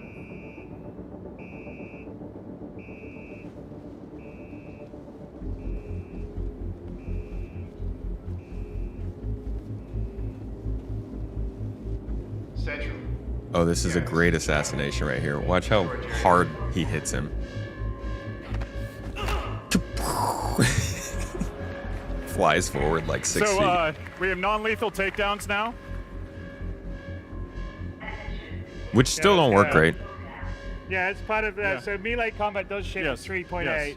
and it's Suit a lot more than locker! just that, but it's non-lethal takedowns. You'll He be got able dressed to in a suit to knock people locker. out. Oh my god, please. knock people out, get into Fisticuffs. There's a whole sort of. It's like literally it's so funny that this is here yeah, because one of the things that people were mentioning with the Yeah, playtests 3.8. in Evocati, with the fact that they are requiring us to get disguises, is everybody's like, okay, well, where do we put the stuff when we put the disguises on? What do we do with our current goods? How do we get them back? When we need to leave the place and get rid of the disguise, where do we put that? And they had the solution here in the demo. But apparently it's not an Evocati. And I'm like, did you guys watch this to see what you had said the missions would look like? That's just really funny to me. That's a good one. But I'm guessing that they'll get that figured out by the time the patch goes live. Right? I think they will. Have they brought up suit lockers at all recently? I think the only time I can remember them like focusing on suit lockers is when they dropped that advertisement for base building last year in like August.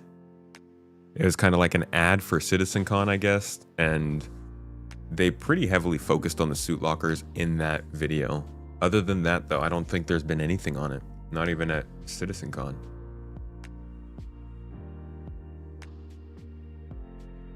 With the new med tool restriction, you always carry a knife now. Non-lethal isn't an option anymore, you noticed. You just gotta stab people in the right place. Just be kind. Be kind!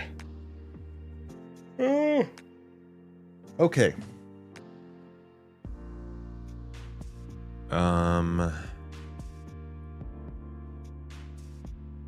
Man, I'm really dodging around this Flight Blades discussion, huh? Let's talk about scripts. Let's talk about Wicklow. Scripts, Wicklow, favors, inventory. Somebody is screeching on the ground right now because I just triggered them. This is very quickly highlighting a problem that I think everybody recognizes, and that the inventory system in this game is not very great. We talked about it earlier today. It was added in a more official sense all the way back in 3.15, and over the course of time since then, it's gotten some improvements here and there. But I want to lay out what happened last year that I think put us in the position we're in right now. Last year, 3.24 released freight elevators and persistent hangars. This is a big feature because it allows them to finally physicalize basically everything we're doing in terms of cargo. It was like the ultimate culmination of the cargo refactor that started getting implemented, I think, back here in 3.18. Maybe it might have been 3. Yeah, this cargo refactor started in 2023, March 10th, kind of culminated in the big addition of freight elevators in 3.24. Freight elevators brought with them a new interface. We know this interface well because we've been abused by it. I'm sure I can find it somewhere here. Here we go. Now you do have to be careful about So like if you want to call up a this ship, interface leaving things. was made for freight elevators. I think that's pretty clear. But they tried to apply it also to the inventory. And we absolutely hated it. It was like the worst thing. I don't know if it's in this video. I think this is also just about freight elevators. Yeah, this was... They didn't show it that much. And this is, I think, part of the big tell is like, as you try and look around for sources of this inventory system, most of the time that you see them showing it, they are showing the freight elevator UI because... Doing great, watching streams. On this Memorial Day, I'm honoring those who gave everything in service to our country. I am happy to serve along with. Thank you, Bird. We appreciate your service.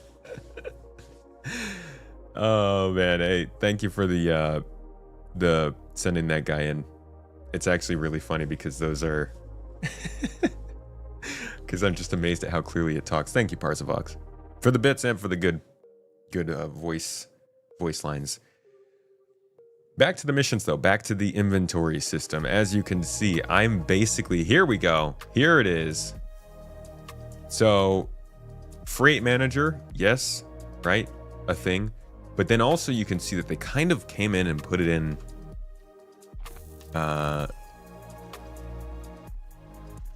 somewhere else that is not, here we go. They put them else at these places, these kiosks. Now the kiosks, in my opinion, great idea. Requires a physical location for that inventory. That's the same as the hangars, but kiosks are not hangars. And they made it so that the interface had the exact same functionality. So when it came into the game, instead of just getting your stuff from the inventory, you would still need to move your stuff from your warehouse over to like the physical location that is the kiosk, which would have been your hangar on the other interface.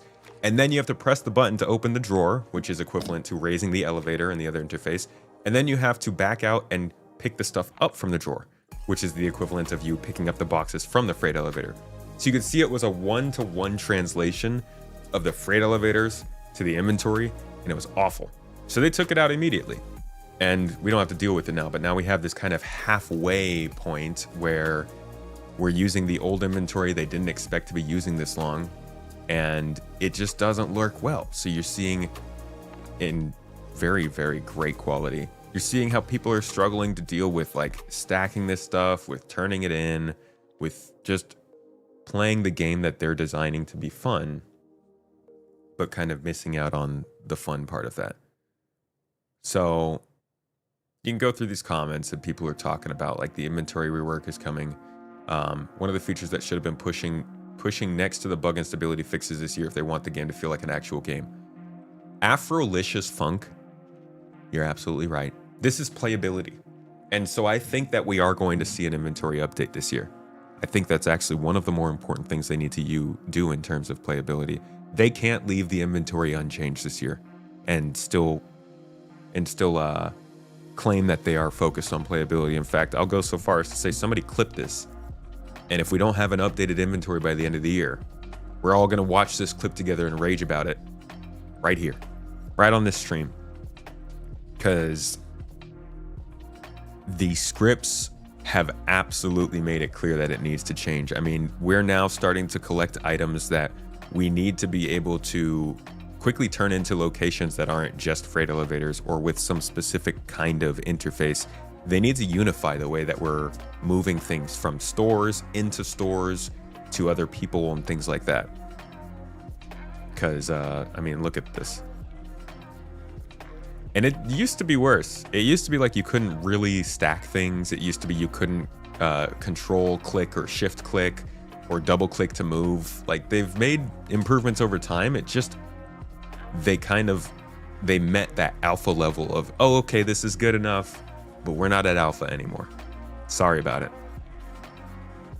They don't even call it an alpha anymore. They call it early access. So I do think that they are on the clock for making sure this works more like an actual game. And yeah, so here's another one. Please change how you make scripts into favors. Let's see what they say. You've made it so easier for us to get scripts lately by the Hunt, the Polaris contracts, and Foxwell. I ask, why can't you revamp the way you deliver scripts to Wicklow by either of these ways? Basically, let's see. They're not physicalized, will damage some of the loops. I think they should be physicalized. You can go to the terminal at Wicklow's Emporium and buy favors using scripts. We already have UEC and Kletcher merits. What's another currency? This way scripts are treated as a commodity, but you can only sell them for favors. I think one of the great parts about them is that they're physicalized. It offers a nice physical alternative to UEC. My big thing would be that it's just still so limited. Yeah, so his suggestion too, scripts remain physicalized. You deliver scripts in the same way as you deliver contraband to the terminals and gain favors this way. I think that his point is you currently have to turn in scripts at the freight elevator, right?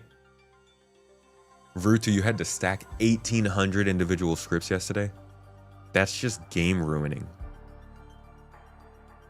I can't even say choices, consequences, actions, pick your pain, because that shouldn't be necessary in a game. Nobody's looking at stacking gameplay and thinking,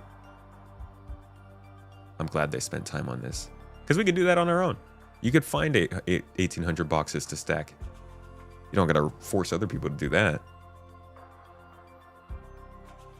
This is also another one I've heard. Basically when you're doing Wicklow's missions, because of the way you get told to turn these scripts in, it's actually location specific.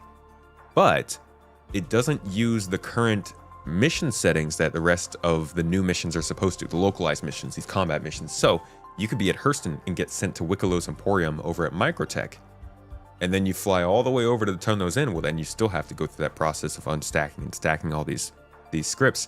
And then, this is not firsthand knowledge, I have not gotten to do this enough, but I'm hearing that the rewards are RNG. So outside of scripts, when you're retaining materials around the verse to go turn into this guy to get certain things, you still have the chance of not getting the thing you want. And I can't stress enough that my little undeveloper gamer brain feels like this is just so wrong. Like, if you are purposefully hunting down a grocery list of materials, you should turn that in and get the groceries. No, that's not right.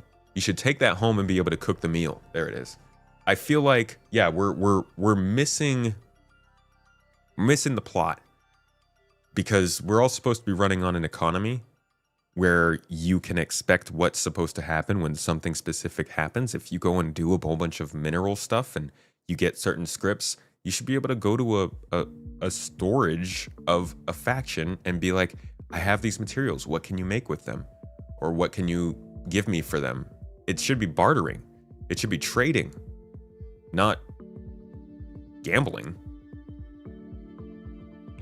Inventory kept resetting after a few seconds, so your 100 plus stacks would go back to 0. Ugh. Nah, man. See, I was very happy with the scripts because it seemed like a way to get away from RNG. It seemed like a way for you to be able to get rewarded for doing something in the game and not necessarily being forced to take from some predefined pot of rewards for that specific thing. So I don't know what their plan is here. Long term, I hope that scripts are just a straightforward physicalized currency. I hope these missions, I think these missions will be properly physicalized in their place, and you won't have to fly across the system for them. Obviously, he needs multiple locations so that multiple people can be going and using that service at the same time. I just think that they need to make sure you can turn anything in at any of the locations, right? It's all just instanced across the system. And we need a better system to exchange than with the freight elevators. And we definitely need a better UI. Also, no RNG. We don't need RNG. Just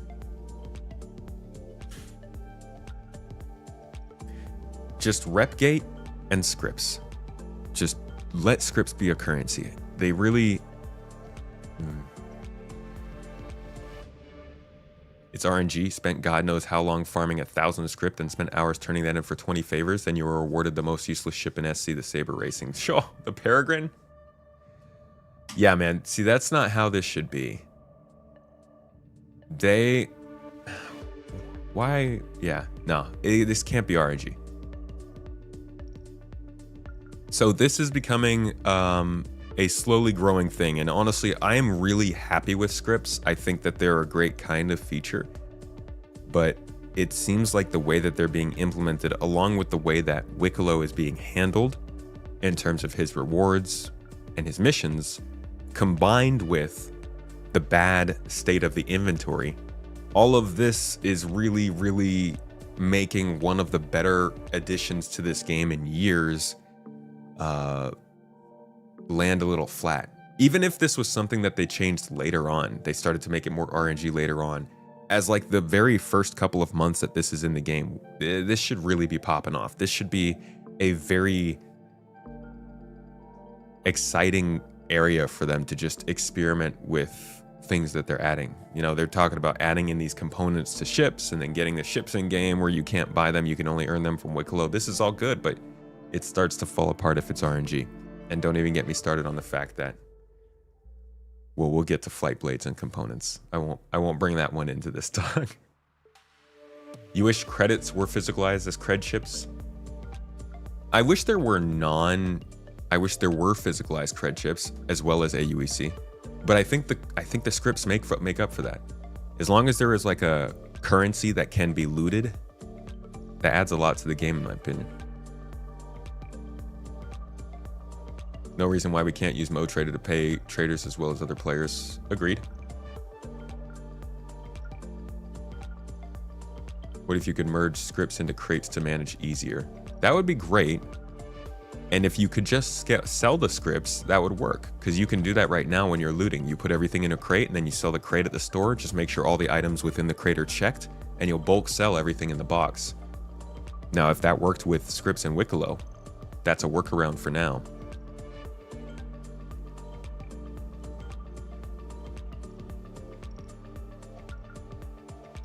The only one Wicklow that is not RNG is gun conversions in the Polaris.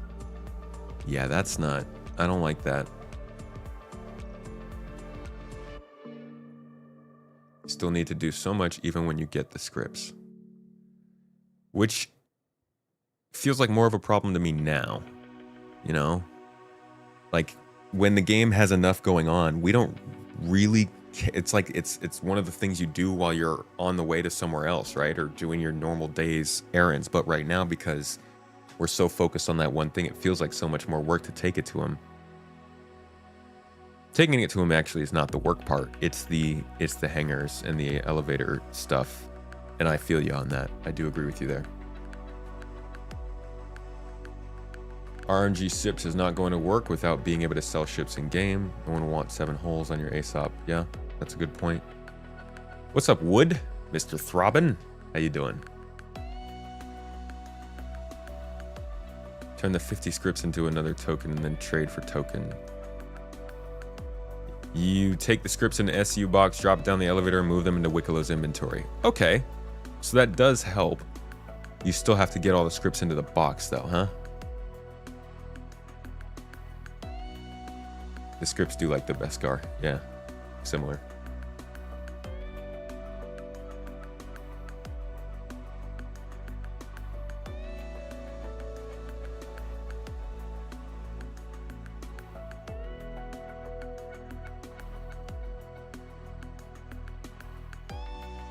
Ooh, VKB coming to the US again. With a 45% import fee.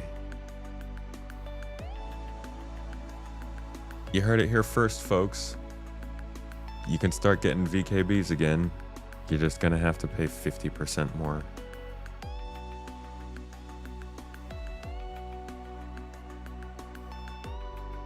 Let's see.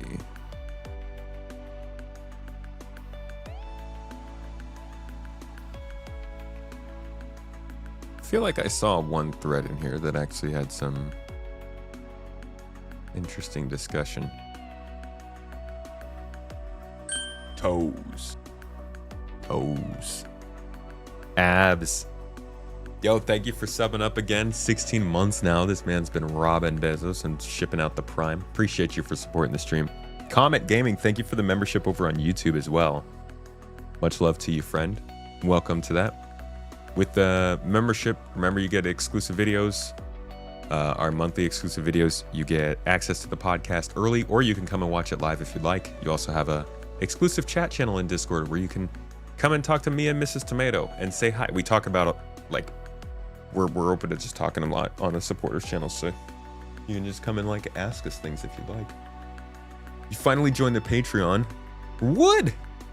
Thank you. I really appreciate that. The Patreon is the easiest way for us to see who's supporting and, like, deliver the exclusives to you. So, much love for that. VKBs are just, it's a company that makes joysticks and HOTAS and wheels and all that kind of stuff. Very popular provider. It's good. It's relatively low cost considering how expensive this sort of industry can get. Still not beginner material. This is like your second or third joystick maybe. Is it weird to call them joysticks now? Is that inappropriate? But yeah, they're worth looking at. Just couldn't get them in America for a little while there.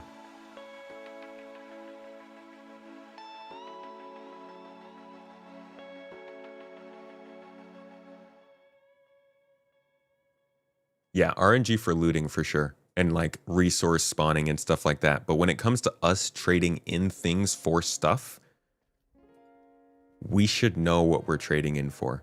This is a game that asks for your time, okay?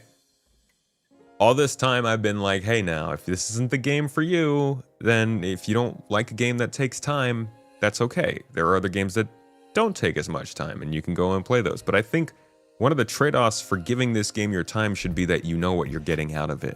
At least to some extent. At least when you're putting your resources towards it. Otherwise, then, how are you going to make people trade for that time? You know, like, it's either, hey, you take a lot of time and you get what you want, or we give you a way to pay past that time. You pay money, you don't take that time, but you don't know what you're getting. Give them loot boxes on the store. I'm kidding. Please don't do that. Don't do that. No, don't do that. It's a joke.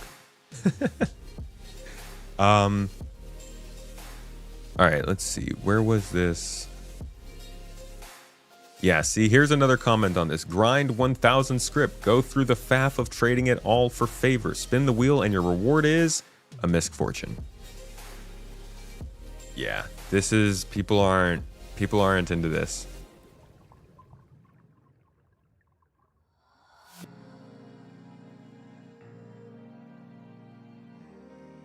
This update seems to be shaping up really nice. See, now that's how you know they're not a hater, right? We're looking forward to the update.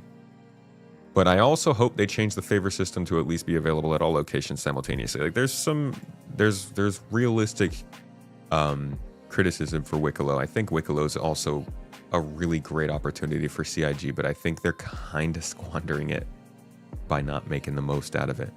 We'll see what happens. But yeah, that's just kind of a look at the inventory combining with the script stuff and how that's sort of messing things up. It's funny we're talking about this because loot was dead, right? And item recovery killed it. We'll see where this goes. We'll touch back on it in a couple weeks.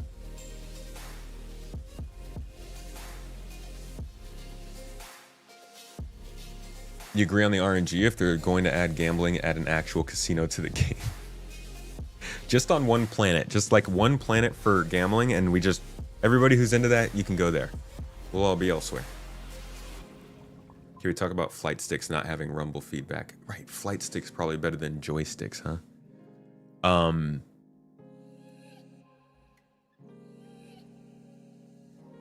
Yeah, flight sticks not having rumble, honestly, everything not having rumble kills me. That's why I keep these things handy. I love a game controller because rumble haptic feedback just adds so much. Blues Panda, thank you for the Prime sub. I appreciate that. Everybody gets one. Nobody clutches defeat from the jaws of victory like CIG.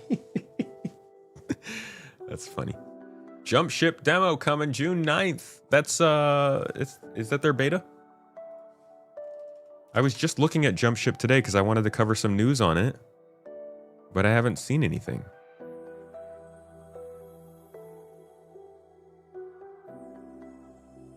Is there like an announcement about that?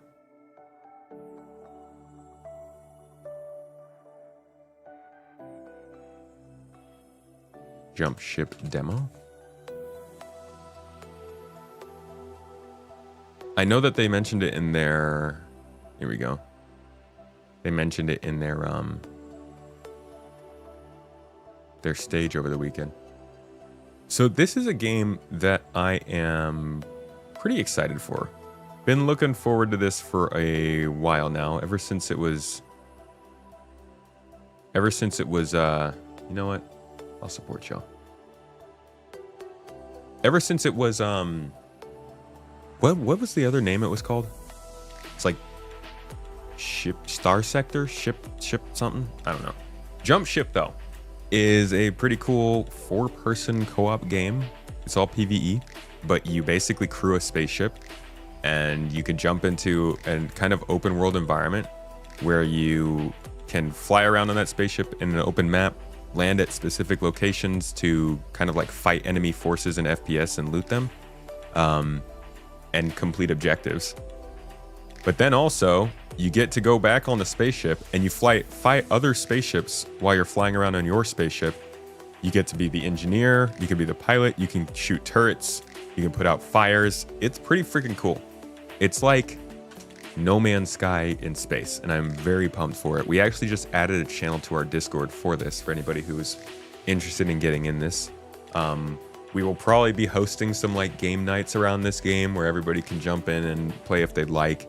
I know me and Astropub have been talking about trying to get in and play this game together for as long as I think I've known it. So expect to see more about this over the next couple of weeks.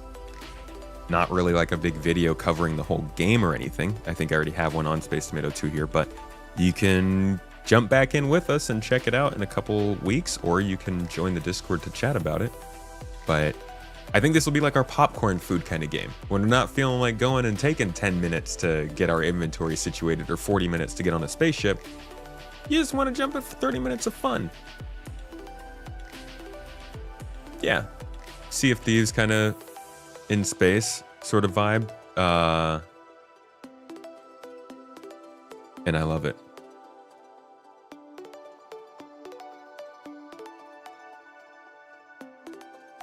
Maybe it's RNG right now for testing purposes, or if Wicklow is just meant to be like a singular RNG NPC, that's not a big deal to me.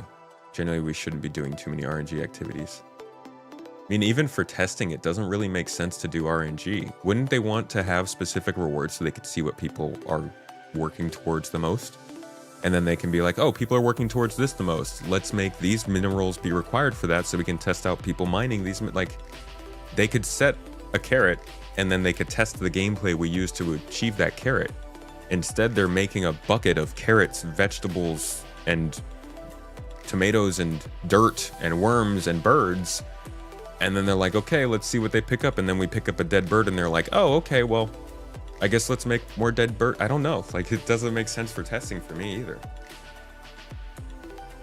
Open demo June 9th. Right. So while I do like this game, there is a reason I'm talking about it right now. At Steam Next Fest, there will be an open demo on June 9th. Great time for us to get to jump in and play. Will I be around June 9th? I will not. That kind of sucks. But it's for good reason. It's family day for us. It's actually why we're going back the time we are. So I will unfortunately have to miss out on this. But everybody should get on the demo. I have already signed up with them to try and be part of the beta. So hopefully we can get in a little bit early and still check out what's going on. But yeah, looking forward to this game. Hope you guys are too. As this person said, a big fan of Sea of Thieves. So Jump Ship is one of the most anticipated releases in some time. I'm actually surprised at how many people are interested in this game outside of the immediate space game genre. This game actually could have a chance of becoming a pretty mainstream multiplayer game, at least for a little while. This could end up being one of those like Twitch live streaming hits. So we'll keep an eye on this and we'll definitely be ready to play it when it does come out. They said they're opening applications for their creator program. If you try the game and feel this is the best space game of all time, 10 out of 10 game of the year, and you need to share this with your community and make content now. They're like, are you a shill? Join now. I've had years and years of experience shilling for space games. I'll gladly sign up. I hope it's good. If it's not good, we probably will move on to something else. But it does look like it's a bunch of fun. I do like space games. I've been waiting for like a party-focused space game for a while, so I'm real hopeful that this one hits the spot. This could be the great gateway drug we need. It could be. It could be. It's got that Deep Rock Galactic, No Man's, or Sea of Thieves vibes to it. Anyways, that's Jump Ship. Back to Star Citizen. I think we should talk about how Invictus did this year. Because I actually don't know how it did. I saw somebody put up the sales numbers. Don't worry, we're going to get to Flight Blades. I keep putting it off.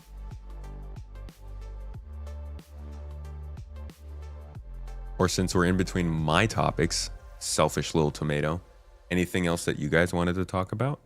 Bring up? Ask a question for? I think the demo's for like 2 weeks. Oh, okay. That'll be good. Perfect. We'll definitely be playing then, guys. I'm looking forward to it. See you guys on the Discord.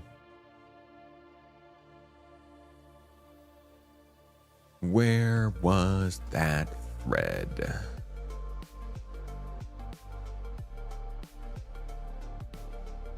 I love this song. This song's sick. Turn it up for them a little bit. There we go.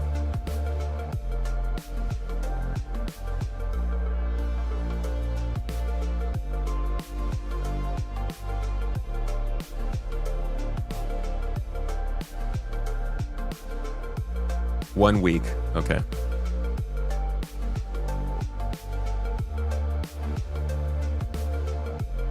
What do I use for a key light on my face? On my face cam? Well, I have one light over here, so this is like my edge lighting. You can kind of see it. Yeah, you can see it very well. The camera's actually a little far over there. I've got another light over here, but to be quite honest, we do not have adequate lighting. I've been working towards getting a light for a while now, because my face does not get lit enough from this side. A lot of the light you're seeing is just coming from outside at the moment. Lighting's never been great. Honestly, the lighting and camera situation is just very annoying. But I use on this one, it's the, oh, Jesus! Ow! In the head! God. Bye. Love you. There's the Miss. Everybody say goodbye to Mrs. Tomato. Such a peaceful departure. Nobody even asked for that. You guys are jerks. Oh, hold on, I'm gonna go say bye. Actual bye. I'll be right back.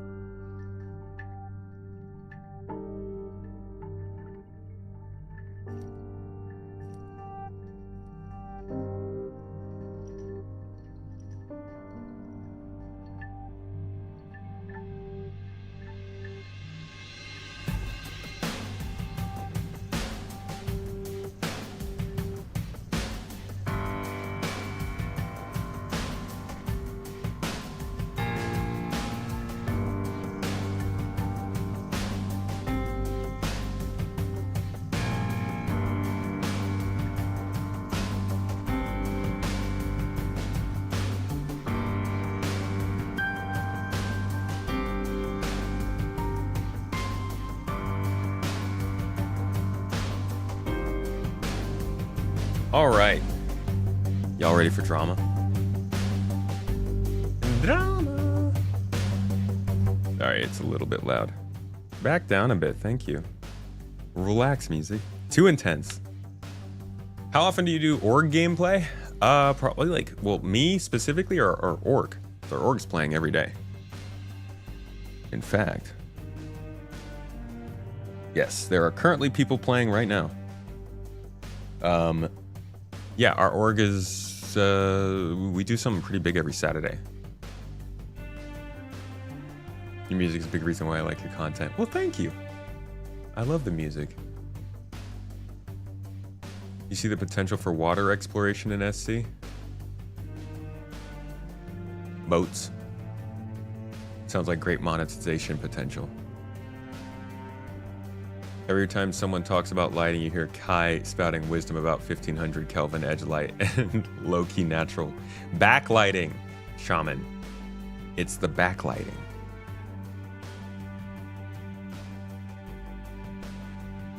Speaking of music, APB had an in-game music creator where you could make songs and put it in a game. I think that would be a neat feature, but after everything is in-game. Yeah, that would be cool. All right. So I can't find this post, unfortunately. I hate this. I freaking hate this part of this song. Stop it.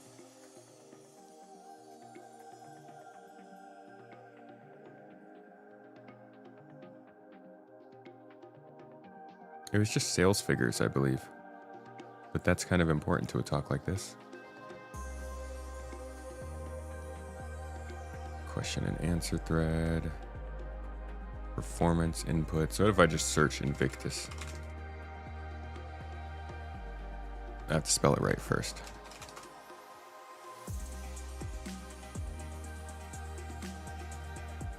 All right, it doesn't look like there's actually been a, maybe I was just seeing things. Well, we can look at the May numbers, I guess, and this Idris issue that's going on.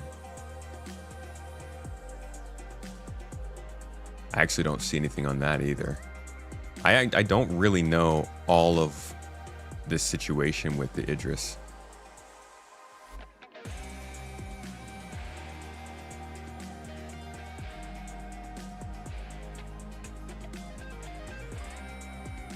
Oh, here we go.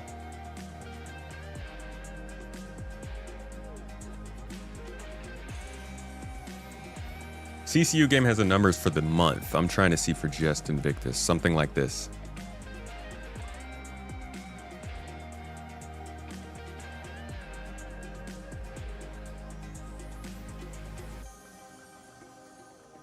Been trying to stream Star Citizen, but never get any views.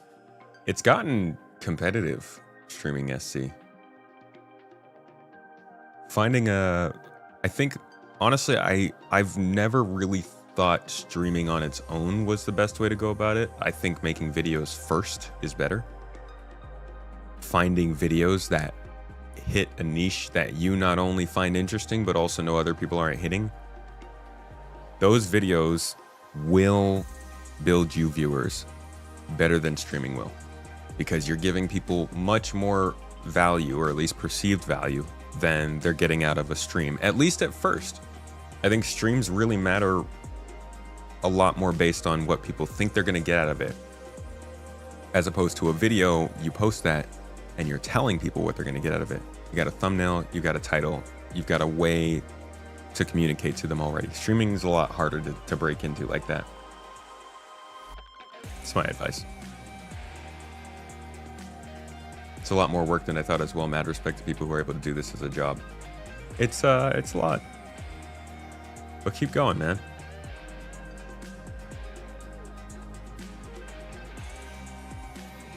We don't have enough dogfighting instructors with a twist, so that's what you're considering. That's true. All right. Let us talk about Invictus. How did this event go? This is CIG's second biggest event of the year, right behind IAE. May is their second biggest month of funding. It always is. It is also a big time for visibility for Star Citizen. So there are a few different ways to judge how this event has gone. And I'll go ahead and say right now, I can't make the judgment on my own. In fact, even this first page we're starting at, this comes from Greg Red, Reddit user. He has tracked the funding across the various days of Invictus, so we'll be looking at that. We'll also be checking out funding for the year overall. And I would also like to check out the most reliable and probably most powerful statistic you can find to track metrics: Twitch numbers. And we're going to look at all these in comparison to previous years and kind of how things went. I don't have previous years Invictus week sales. Maybe we do. Let's see. 29.54. Funding. Is there any posts? Yeah. Is this also Greg Red? Man! Greg, that is reliable. Wow. Good on you for that. Make sure to, I'll drop the link to this in chat right now, actually. Go give him a like. Give him a little comment. Give them some engagement. That is great stuff. Jolly Bud, thank you for the sub, by the way. Appreciate you. So, to start out, this Invictus week was obviously going to be bigger than others just because they did things like release the Idris and like the game's working.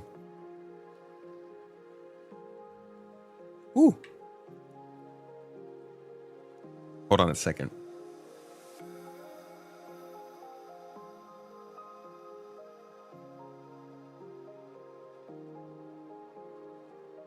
Yikes. Sorry. Had a little like tickle in my throat. So we've got several statistics to look through here. Like I said, they had reasons to make good sales here. They released the Asgard, which is a pretty, people want that ship. I think the Starlancer TAC was also a very good opportunity for sales. And then the Idris, which isn't on here, was also, I think, probably going to be a big vehicle for profits. Then we also have a couple other things to talk about, like the flight blades and the weapons packs. And honestly, I think that we don't know if that's impacted them positively or negatively. But it's definitely going to be a good year, as we'll see.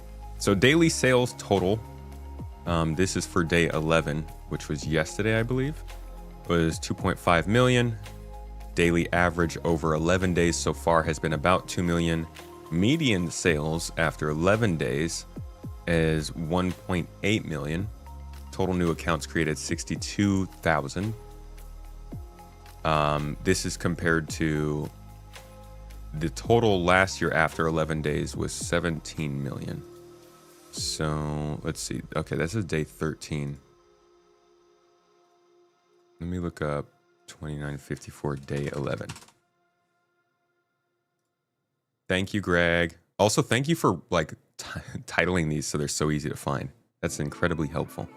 So the same day last year, we were looking at the release of we were looking at deals rather. The Starfarer Gemini, Crusader A1, Aegis Hammerhead, Drake Cutlass Blue. To be honest, like, what were the ships? The ships they released at the time last year were like the Ursa Medical, the Aegis Firebird, the MPUV Tractor, the Pulses. I mean, guys, look at the choices. Look at the Aegis Firebird, the MPUV Tractor, the Medivac, and the Pulse. Okay, that's a selection. But comparing that to, hell, I don't even know. They're not even on here. They don't even show the ones that we just got. The Starlancer TAC, the Aegis Idris, the Anvil Asgard, and I think that the Nursa probably would outsell the MTC, but still, those first three choices are way better than what they had going on. Oh, and the Mirai Guardian MX was also, I think, more interesting than what they had going on. So can already see that they just have like more interesting sales going on this year. The 11-day total, the daily average after 11 days was 1.9 million. Last year, the daily average after 11 days, it looks like he didn't cover that.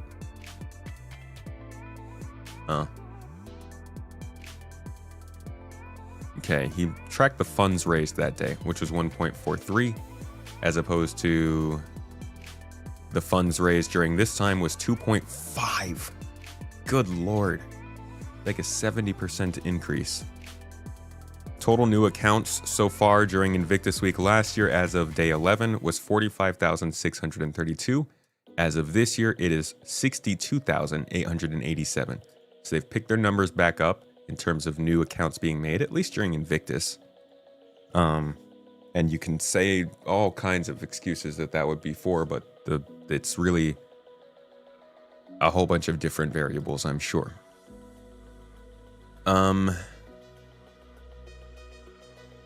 Let's see, day 11 new accounts. I don't have that here. Median sales, daily average sales, daily sales. Okay. So, not much of the same statistics here. But we can see that the overall funded so far at this point was 20,415,000. Currently, this year it is 21,673,000. So they are ahead of last year Invictus Week officially. And that is even with all the Invictus problems they've had, even with the negative press that they've had, because let's be honest, negative press doesn't mean less sales. It just means more conversation. And more conversation generally can lead to more people with eyes on. I'm not going to say that directly translates to more sales or anything like that, but there are definitely more people who know about Star Citizen now than they did 2 weeks ago. And a lot of that is because of the Flight Blades stuff that happened that got a lot of coverage outside of CIG. It just would be great if the kind of thing that gets covered by a whole bunch of random creators outside of Star Citizen was a good thing. Like, wouldn't it have been cool if instead of all of these people making videos about Flight Blades, they were making videos about a bunch of players launching fighter pilots off of capital ships into battle against each other because some cool new event was released? And anyways, continuing on, we can see that day one of the Invictus sales was huge with $4.5 million in sales. Trickled down after that. I'm guessing this was like the first wave of the Idris or something. Also just when people were very excited with their money. So a lot of money on day one. And then we dropped off quite a bit for most of the event. But then Anvil Day, day 9. Huge day. And I'm guessing that is because of the Asgard. So there's something to be said about the ship choices this year that really helped them get ahead of what happened last year. Honestly, with this big a day from Anvil, it's surprising they're not further ahead of last year. Looks like it was a more gradual increase last year. This is a little bumpy. And the stats as of last year also looks like they were lower in the first few days and then got higher in the latter few days. Lowest. Did we get a graph like this for today?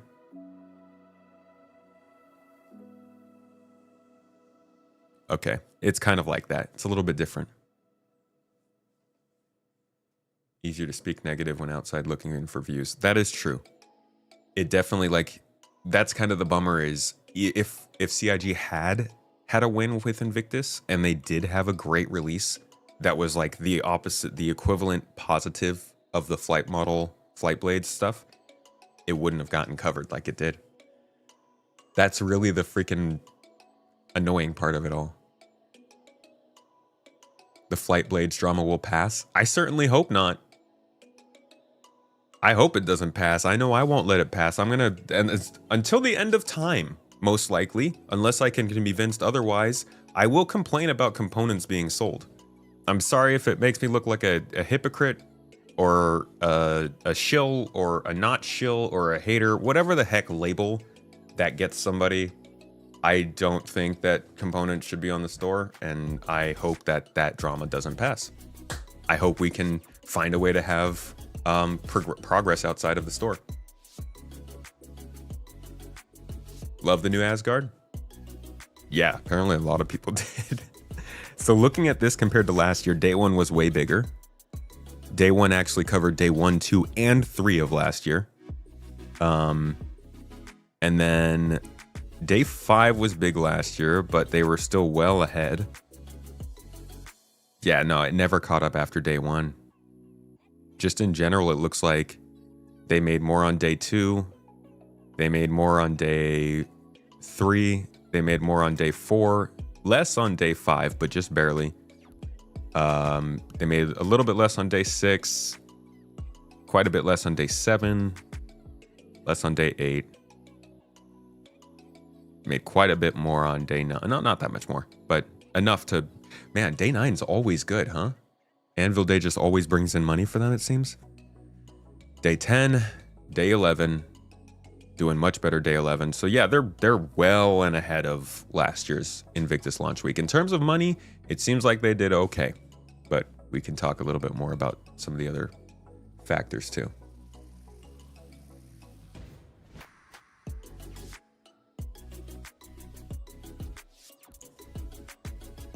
There's one YouTuber that pops up in your feed. He's got to be the most negative guy on YouTube. Wow. Always moaning about how Star Citizen is going to collapse and how bad it is. Forgot his name, but he always looks depressed. That's sad. I'm sorry. Hope he's at least having fun. Last year, you closed your wallet even though you wanted to upgrade stuff and wanted to support more. You need some more return. That's completely fair. Everybody's got their own limits. It's not that it's available in the store for you, it's the fact that we can't get them in game now. I get that. That was kind of originally what I was really up in arms about too. People should have been complaining like this when they added FPS guns and armor to the store. I don't see FPS guns and armor to... I'm going to get into this. I don't want to talk about the flight blades right now, but I'll explain why I have that view. I don't view it the same way as an FPS gun. But I'll make sure to touch on that. Wouldn't buy them even if they did. Same pattern CIG always uses for sales. First it's cash, then later in released in game. I don't get the controversy at all. We'll touch on that. As far as I'm aware, they've never sold components in the store. Or rather, I was talking to Algorid from Inforunners and they did, but they stopped because they felt like they wouldn't be in the store. Do we know what the costs per month, the whole of CIG? We know annually what their costs are, not monthly. Prefer them not having it in the store at all. Wish we had to earn things through gameplay. I think a lot of people are in that category.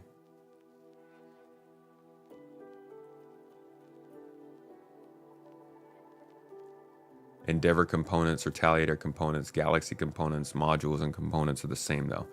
I am pretty, yeah, so modules themselves, sorry, I'll get to that. We're still talking about Invictus Week. I shouldn't have brought that up yet. Continuing on with this, one of the big things that has been noticeable over this last year has been, like, money's doing great. I mean, we looked at this earlier. This is insane. Look at how much freaking money they've made this year. Oh my God. And this is a combination, I think, of the amount of ships they're releasing. Because it's not just concepts. They used to release concepts all the time. Somebody actually made a post in the subreddit saying, did anybody just realize that we didn't get any new concepts released at Invictus? Which is notable. CIG's been moving away from doing mostly concepts for a while now. And you could see that through the backlog. They do a lot of straight to flyables. I think mainly because they're able to get ships into the game that work, and then they're just waiting on the backlog to really work on it. But the G12, I want to know more about that. But anyways, they're making a ton of money.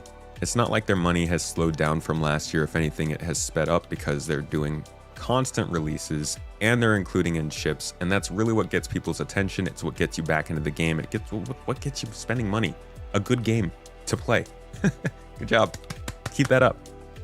So I think we'll definitely be positive at the end of this year. But the thing that they were really struggling with recently was the player numbers. And you can see that since 2022, which had an amazing month of May. Look at this. This is crazy. How many people did they add? 176,000 new accounts in 1 month. May 2022. It was a wild time, and I think it was the first year that like a whole bunch of streamers and YouTubers tried this for the first time, like Jack Frags. I know Level Cap got a lot more into it around that time. And like other people like Summit 1G and pretty big names online were getting into it. So they had a great year 2022. I think that was standout. I think 23 makes a little bit more sense as like a normal year for them, but even then they had a pretty significant decrease last year. And a lot of that, in my opinion, was just the delays of everything leading up to server meshing. It's just not good. It knocked the game off of its momentum, and it also led to basically just the game not feeling great. Like a lot of people didn't want to join the game because the players also weren't interested in it. So I think that slowed them down a lot. Also, of course, master modes. But it did definitely take its toll. And I don't even think that left this year. I mean, we started out this year and things were not looking great. 4.0 came out, but there were a lot of people had problems. A lot of people were still waiting for the game to pick back up and get better again. There's a lot higher expectations. So the excitement's never really rebounded from just how much of a pause the server meshing stuff and Squadron put on the momentum of this system, or this project. I think they've picked it up a little bit over the last couple of months. After 4.1, things started to get more stable, so we can see it starting to pick up here. They also were able to then run free fly events, which helps get more accounts made, but I still do think that they've got to get their persistence under control. And people just need to be able to feel comfortable playing this as a regular game before they see these numbers consistently stay high without them doing free flies and stuff to bolster them. We saw back here that they did make more accounts on Invictus this year, 62,000 so far, whereas back in the previous year, they had only made 45,000 at that point. So things like Invictus and these more concentrated events and things are definitely pulling in higher numbers than they have before because the game naturally looks better. It's just that like people are only looking if these things are happening. During the downtime of March and February, we're all excited because we're still getting monthly updates, but those updates aren't big enough to get out to the actual world and bring in new people. So I think they're still missing that draw. And they're still maintaining all of the things that push people away still when you first join. The lack of inventory, of tutorials, of knowing what the heck's going on. Obviously the storefront hits you, the controversy. There's a lot of things that can give somebody pause from jumping in. And I think they're still working on getting the things that make you say, well, who cares? This looks sick. I'm not talking for us, by the way. We're already here. That's why we watch space stuff nonstop for no reason. So that's a little look at how Invictus has gone so far. Again, I don't really know what happened with the Idris, but I know the Idris probably had an effect on these sales, and I think on people's feelings about these sales with the just bringing in a ship like that. And I understand limiting it, but then they've gone and like they've talked about limiting it so that there's not too many ships in the verse, and then they offer more sales days because people missed out on it. And it feels kind of like moving homeless people out of the way instead of giving them a home. It's like, we don't want to deal with the problem we're having, so we're just gonna kind of like do more of the same thing. Like there's clearly a problem with bots and people gaming the system to buy these ships and then resell them for ridiculous prices on other shops. I think I saw somebody posted posted that the Idrises were selling the Idri, the Elbas, They were selling for like $2,500, $2,600 freaking dollars. I'm never going to be able to find it now.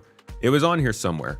Just ridiculous prices of these Idris on other pages, on third-party pages, which you guys go off. You do what you do. CIG is allowing you to do it. Sell your stuff. Advertise about it. It's quite something to do, but they're free to do it. And yeah, I'm not going to find these prices.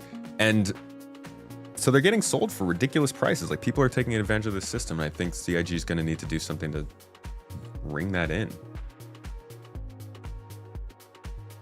And then there were the flight blades.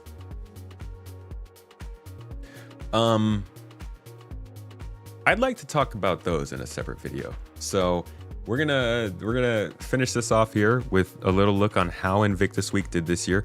It's only day 11. There's still 2 more days for them to go, and they're currently at 21 million. So let me just confirm that last year,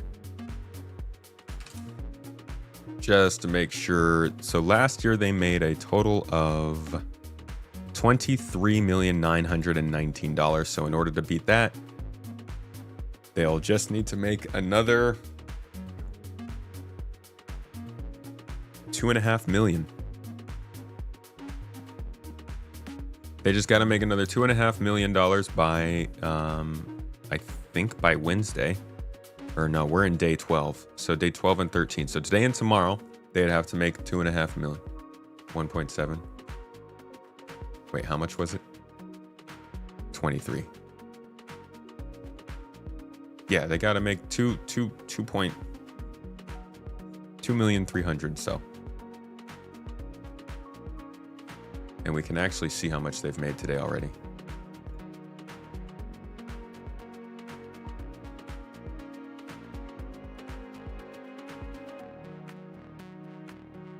Whoops. Wrong one.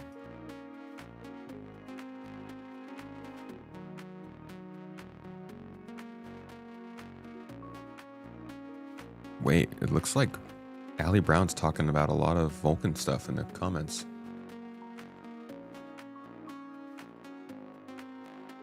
They already passed last year? All right, so 25th. They don't have today's stats on there. Okay. It says about 1.9 million on the yesterday. So that must have been day 10 then? I don't even know. That doesn't really match up. Either way, they've got about 2 million to go, and they'll pass next year. I think they're going to pass next year. I don't think it's going to be a problem for them. Hopefully they met the goals that they wanted. And that's what we know of Invictus Week so far. Audio sounds all crazy. Don't do that, audio. Be better.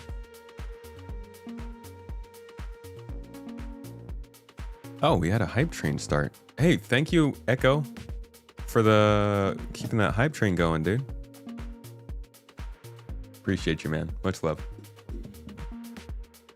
Super Hornet Mark II or Guardian MX, you can't make up your mind. Do you want an interior? I think that's the biggest question. One's quite a bit bigger than the other.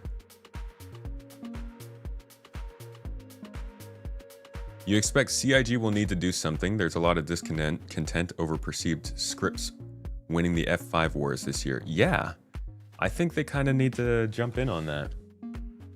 Personally, it was Bed Banana's Jumptown video that pulled you into SC. It looked like such a cool tactical game at that time. Do you feel like you've gotten the gameplay you saw from that video, Anna? Sounded like I was in a cave. It's my man cave. Ow. Shoulder. Yeah, I like the Super Hornet more, to be honest. The MX is just so big. It's so big and bulky and throws its hips around everywhere, you know?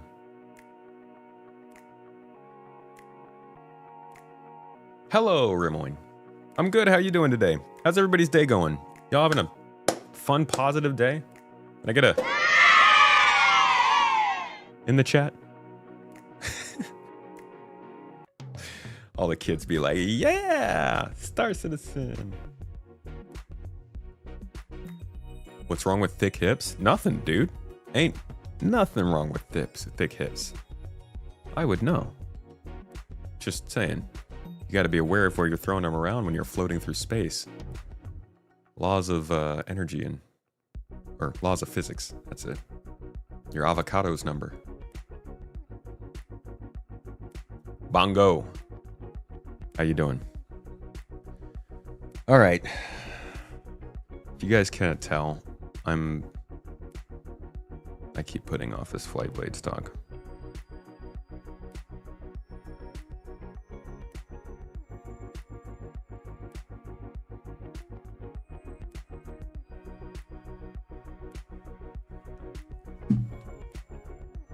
Not really.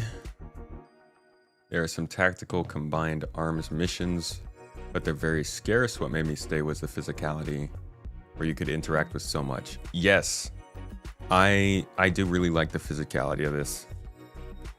The physicality, the choice and consequence, the things that you don't. I don't know. I always go back to, not everything in a game is meant to be fun on its face, right? They don't put health bars into games so that you enjoy losing health. They put health bars into games so that you understand something bad that's happening to you and you can make changes to fix it. And I love that philosophy put into other parts of the game besides just my lifeblood. And that philosophy combined with space is like, well, what's in space that's scary? Vacuum, lack of oxygen, lack of water, no power, no heat. You can just fall out of the sky. Like all of these kinds of things I wanted to be sort of like health bars. And they're still doing that, a lot of that. But that's what really drew me to this game. Flee Asgard before its rentable period. Nice ship, good hauler. You expect it'll make good rock mining transport. You could probably fit like 6 rocks in there. At least. We'll go to the Vulcan comments. I'll touch on the Flight Blades here first. It's gonna be a little disjointed. I don't think I'm ready to make this full argument myself, but I wanna say it and get it out of the way. All right.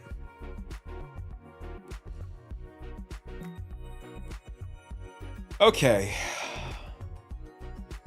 Let's do this. So, Flight Blades and components have been a bit of a topic over the last couple of weeks. And I imagine a lot of people are probably entering this talk expecting certain words and things to be said. Things that rhyme with may, boo, kin, and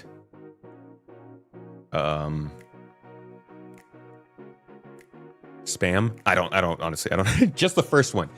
But that's not what this talk is about. I don't really even care about the pay to win argument when it comes to components. I mean, I kind of do, but I'm not concerned with winning. I don't need to win. I just want to shoot some NPCs sometimes, but for the most part, I just kind of want to vibe and live in the verse. So I don't care that much about other people spending money and getting something more than I have. In fact, that's not a problem to me at all. I'm not making any sort of argument or statement or stating my opinion about this for my own sake. We have an org, we have a channel where we can message to a lot of people and gather people and in-game money and stuff. Like, I'm not trying to benefit myself when I say that I think that components being sold for money is, I'm not even going to say the wrong choice. It's just a weird one. CIG needs to make their money. And the fact that people use that as an argument to people like me and a lot of other backers who have just been kind of obsessed with making sure that CIG succeeds and gets Star Citizen done, it's weird. It's not like we just woke up one day and we're suddenly like, CIG shouldn't get money anymore. They're past my mark now. Nope. You guys gotta last on what you've got. I don't believe that. I think that they need to make their money. And as we've been covering all day today, they're making their money and we're happy for it. Good job at Invictus Week, folks. Just like, stick to ships. So one of the big reasons that I think this really caught people off guard was because nobody really thought that it was going to be a thing. Nobody expected it. The whole idea of flight blades wasn't even a conversation 4 weeks ago. I'm pretty sure if you searched for flight blades on Google, you wouldn't find any references before this first sort of talking about it right before Invictus, when it started showing up in the PTU basically for 411. And that was an exciting moment because blades have been a very, very, very, very, very long topic in Star Citizen. Let me go to our usual repository here, Starchives, and you could just look up the word blades, and maybe it'll embarrass me. Let's see. You can go back in videos and see that there have been mentions of blade. I don't even know. Let's see. Reminds me, blades, Vandal, blades, the fighter, right? They're talking about the Vandal blade as their blades blast through the energy. Okay, so not all this is about AI blades. Let's see where they start talking about that. Blades of grass. Blades pop up. The blades, the blades, the blades, the blades!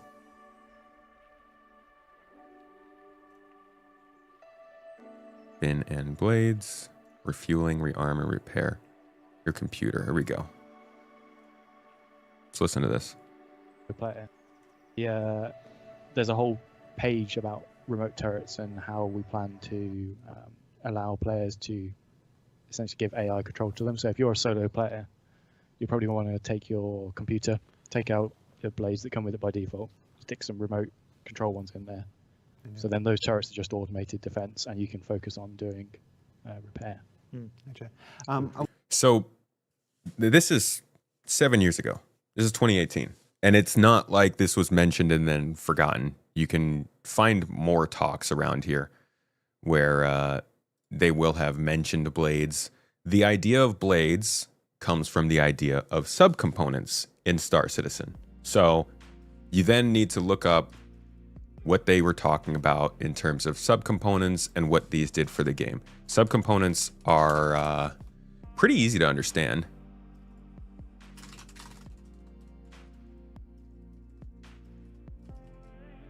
But I'm going to use a very old design document, one that I said, do we even know if they work?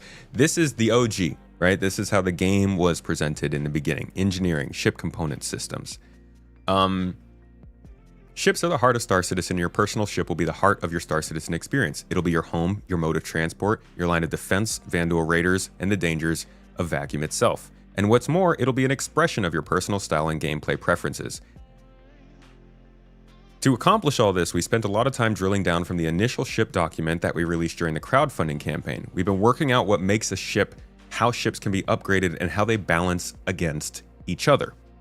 There's still a lot of work to do, but we're far enough along that we wanted to give you a glimpse into how these systems would work. So they go on to basically describe how cannons would work, how lasers would work, how a ship would work. Then they move on to say, here's a look at some of the hard points and equipment that make up your ship. You have the hull, which is where you can mount additional armor for protection, reduce your mass for better handling, or modify your cross-section to limit your signature. And from there they go into all the components, your power plant, your avionics, which they now call the computer, your thrusters, your shield generators, intake, fuel tank, more thrusters, all that kind of stuff. From there they talk about your resource management. Basically, as you put components into your ship, it's not really the ship that's going to define what you need to do to keep it running. It's the components. It's what you've plugged into your hard points. It's what matters on your ship. One of the things they mention here is the CPU. This is a little bit related to the blades we talked about. Running the components on the ship require advanced circuitry and highly specialized software, all of which are grouped together under the ship's avionics system, the computer. These packages offer more robust targeting identification, increased radar range, ITTS, and many other functions. In addition, other ship systems require data resources for proper operation. Examples include operation for the gimbal-mounted Class 2 weapons and the AI systems for unmanned turrets, that being AI blades. Now you can keep on going through all of this, there's quite a bit to it. They talk about the durability of these items. High output power plant is useless if it stops working from minimal wear. Every part of the game has a cost in credits that must be paid to purchase it. But just having the money isn't enough. Not all parts are available everywhere, and even the locations that normally sell certain items can be out of stock if the supply chain to the factory has been disrupted. Players will need to travel far and wide to locate all the parts they wish to install for these components. Starts to be a little bit weird when you can just buy them on the store and put them anywhere in the game. Tinkering with your ship is a huge interest to many people. We see this in the real world. There are huge communities around PC overclocking and in the hobbyist automotive tuning on the weekends. I just want to say, the hobbyist automotive tuning was something I really used to be into, and we have a real common term there that I think is used in basically all industries. It's the sleeper. It's when you buy something that everybody looks at and says, huh, what the f is that? Why is he bringing that out here? And then your boy actually has like the freaking 2JZ engine dropped in with a nice turbocharger and a great cat back exhaust uninstalled with no catalytic converter and great airflow. And they're just blowing people away in drag races. That's good times. Yeah, the Fondor Hallcraft. When they tractor beam him in, they're like, you can't do anything. And he just rips their freaking tractor beam apart. There's like a joy to that. And I think that's what they're getting at here. Customizing to get to the point where like you've done the work, you know what you're driving and other people don't. They say people just like knowing that they've squeezed every last drop of performance out of their gear. We know you'll want to push your ship to the limit, so we are including systems to let you try. And so they just keep going on talking about that. They get to the pipe system. This is basically resource management. This is where all of your resources are flowing in and out and all that kind of stuff. And I think there's one more document like this that talks about these parts and this stuff. Here we go. Subcomponents. Subcomponents provide additional benefits to the component they are attached to, allowing for further customization of a player's ship. They are divided into 3 categories, each providing specific areas of improvement. Now, this is really old. Not saying this is what they had planned for this whole time, but you can see that there are some things here that do make sense. So you're looking at subcomponents, right? A capacitor. That's a subcomponent we kind of know about. Capacitors help protect components by absorbing harmful or unwanted energy. There's your relay. Well, actually, that's your fuse. The component itself is the relay. The capacitor would be the fuse that we pull in and out. Or maybe it's the conduit, allowing the component to perform better for the same amount of power. The way they kind of phrase these is as upgrades to your ships, but the way we have them now in the game, they're additions that are required for components to run. So your fuse is a subcomponent that goes into your relay, which is a component. Our life support system is a component, and it will require subcomponents that you have to filter out and change in order for your ship to be producing oxygen. John Crew confirmed this last year. Blades are a subcomponent for the computer component. So they're all grouped in the same area here. These are all components and subcomponents, the customization factor of the ships that we've been getting. And they talk, again, more about how these subcomponents will work. They get into the details of it. And you can find a lot of references to this kind of stuff. So going back to the whole point of this, they have a lot of desire for components to be a central driving force in this game. In my mind, I always thought that they had this genius idea of, we're going to sell these ships, but between the fact that you need a certain amount of people to run that ship efficiently, you got to get some turret gunners maybe to defend you, or you could use an AI blade. The AI blades were like a really good sort of halfway point to give people a little bit more gameplay without forcing them to find people. But there was still this sense of like, you could get that big ship, but you can't use it to actually kill. You still got to get the people. Yeah, if you have the people, you're definitely at an advantage over somebody who has the money to buy the ship and not the people. But there's still friction there in allowing that ship to really be the best it can be. And I see the way that they're going with crafting, with upgrade tiers, with if you buy something, it's the bottom tier and you can get them upgraded, and that's why crafters exist. But I don't know. I don't know about that. I still think that at the end of the day, I forgot my train of thought. I've been trying not to look at chat so I don't forget my train of thought, and I forgot it.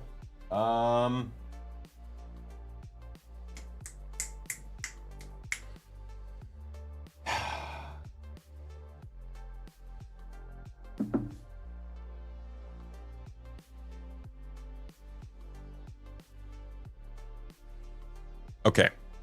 So they had these ideas for making sure that if you were to buy the ship, you're just buying the hull, the husk, the box, the computer, the car, whatever it is. And you have the ability to then customize that ship or that thing however you want when you're actually playing the game. Damn it, where are my notes?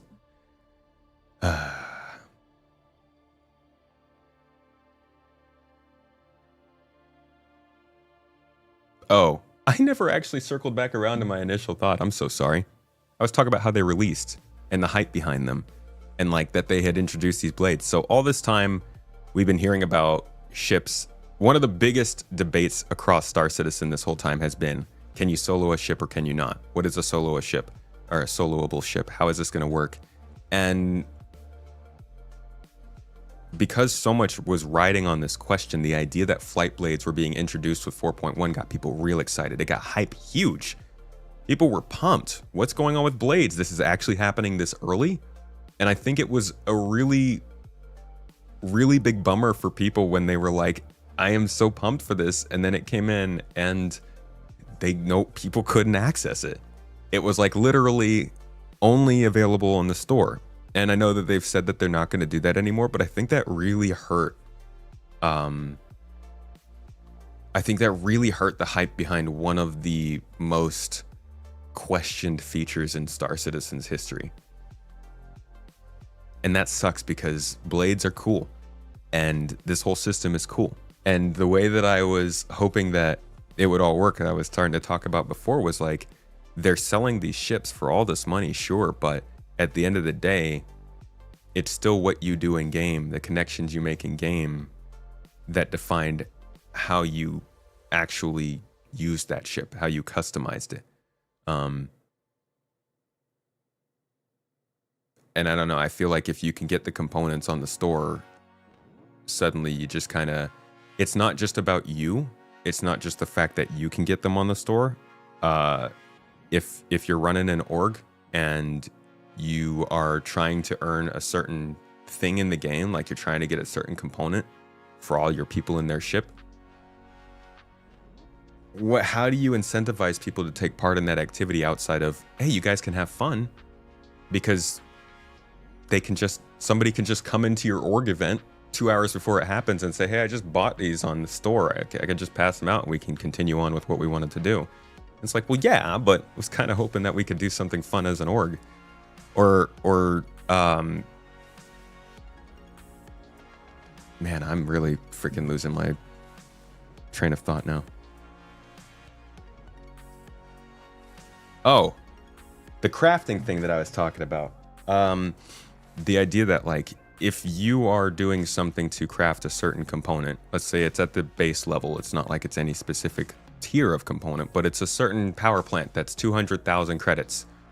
And it's 200,000 credits because we're playing on this in-game player-influenced economy where you're buying minerals from your friend who's charging you a certain amount, and then he's having his friend ship that stuff to you, and that costs a certain amount. And then you have your group of friends who are helping you make these power plants that you're going to sell, but you got to pay them because they're not getting paid by the plant. And so then you're finally like, okay, I'm ready to go, ready to pay. And this is all assuming that Star Citizen is going to turn out like Star Wars Galaxy that people are so excited about with player-run shops. But you open up your shop and you set your prices to cover the costs of everything that you just got, and you find out that somebody else is selling the same power plant like on the next planet over for 1/10 of the price. How do you compete? How, like, if they're continuing to try and move this more and more towards a player-affected economy, what happens when you're including a currency in the game that can't necessarily be earned in the game or like earned based on the game. And so the supply and demand of people's services, I feel like it also kind of gets thrown out of whack because, again, ships are one thing. Ships are definitely one thing, but those are a big purchase. That's getting down to the Atlas and some of the ground vehicles is one thing. But at a high level, a Corsair is like, that is a significant purchase that you know you have value that you can give to people. I just don't really see how we can do the same thing with these components on such a small scale. I don't know.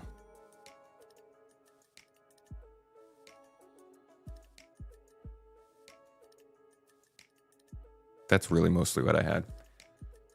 I didn't like, I had, man, this was all so much better prepared in my mind. It's so hard to get out and do this unscripted. I think maybe I'll make a more scripted video about this so I could have my thoughts better put together. But I hate saying I'm worried and concerned. It's such an annoying thing to say. And I know people are probably hating this. This video is probably gonna lose subscribers, but I don't care. This is about the game, you know? I could care less about how this affects me. I just want to know that the game's gonna be okay. And I'm like, how do we introduce the actual progression of ships that we've really been thinking about and like talking about for a decade now? Suddenly it all gets flipped on its head because it's paid for. I don't even care if people think this isn't a big deal. That's fine.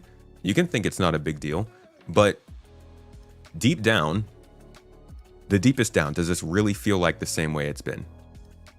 Does this really feel like selling ships? Because at least what their thing has always been is that buying ships isn't pay to win, because it's still about what you do with those ships. What if we can buy commodities on the store? What if we can buy copper? Or what if you can buy a cooldown for your timer? What if we can spend money to get insurance timers decreased on the spot? How much of this stuff does need to be bought before people are like, maybe this will impact the way the game works? I'm not saying it's going to kill Star Citizen. I'm not saying it's the worst thing ever. I'm just saying the general direction of that, doesn't that kind of like just make you a little nervous that the system that they've built and wanted this game to depend on maybe won't work the same way because of that? I'm really not trying to like create anger. I just want us to think critically about the long-term possibilities of what this can do.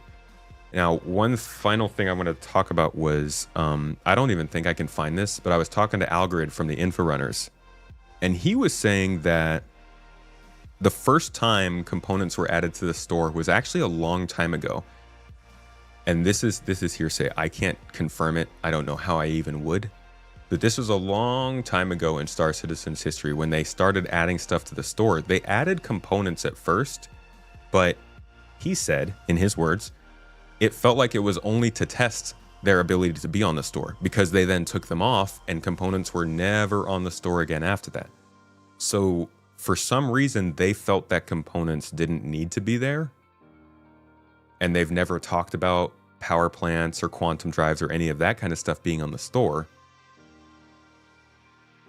Right now, it's more so, hey, CIG, you put flight blades on the store, which are subcomponents. Can you iterate a little? Can you tell us a little more about the plans?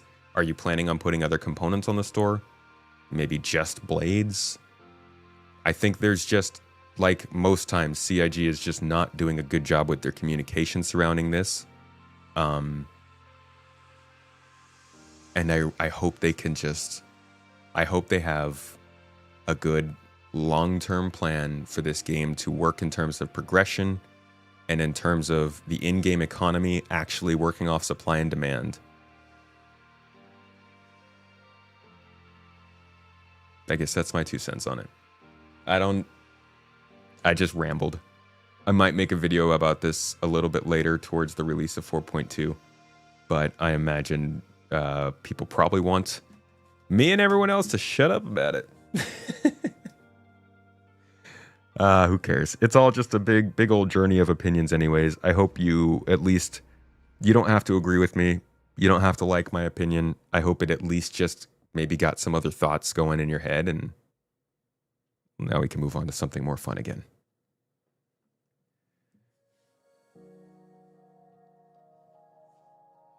Wait till they make grind for... Okay, now I can look at chat. Sorry, guys. I really wanted to make sure that I could actually put that forward. I'm not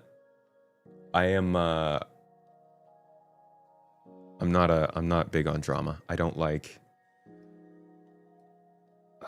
being the target of ridicule for just being like having an opinion. I just feel like I just care about the game, you know? Like, I want it to be okay. Nothing will replace or take away from a fully crewed by players multi-crew ship. I think so. I think you're right about that. At the end of the day, having players that are really good at their jobs will never be beat. It's the same way they've released every ship this entire time. Cash shop. Next major patch is in-game UEC. As long as it goes in-game, at some point I never understood the hate. I think I've seen this comment a couple times in the chat, and I feel like you guys are skipping over a detail here. These aren't ships. Everybody keeps saying it's the same way they've sold every ship. We're reacting like this because they aren't ships. It's a different thing. That's what my whole talk just now was about. Components have been completely treated differently from ships for the entirety of this game's history. So it is weird for them to do this with components when they haven't before. I know modules are a little similar to components. Honestly, I think I was inconsistent in not calling out modules, but I also didn't think that modules would have the same effect as subcomponents because they require you to change basically the entire purpose of your ship, as opposed to just customizing it to be better at what it's already doing. Pay for progression. For game to actually be a game, you need to have the content actually be something that you play for and not just buy. They shouldn't be selling game content on the store. I think they should be able to sell stuff. I think they should just be very careful about making sure that the stuff they sell isn't impacting the stuff they want us to be truly working for.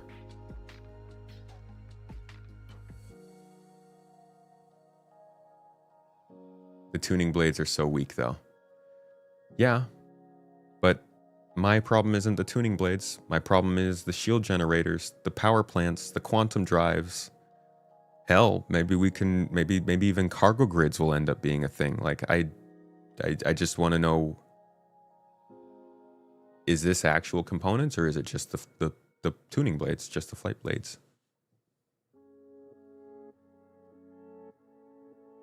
Question becomes one of, can I upgrade a base component I bought in-game by crafting aspects of the component to make them better?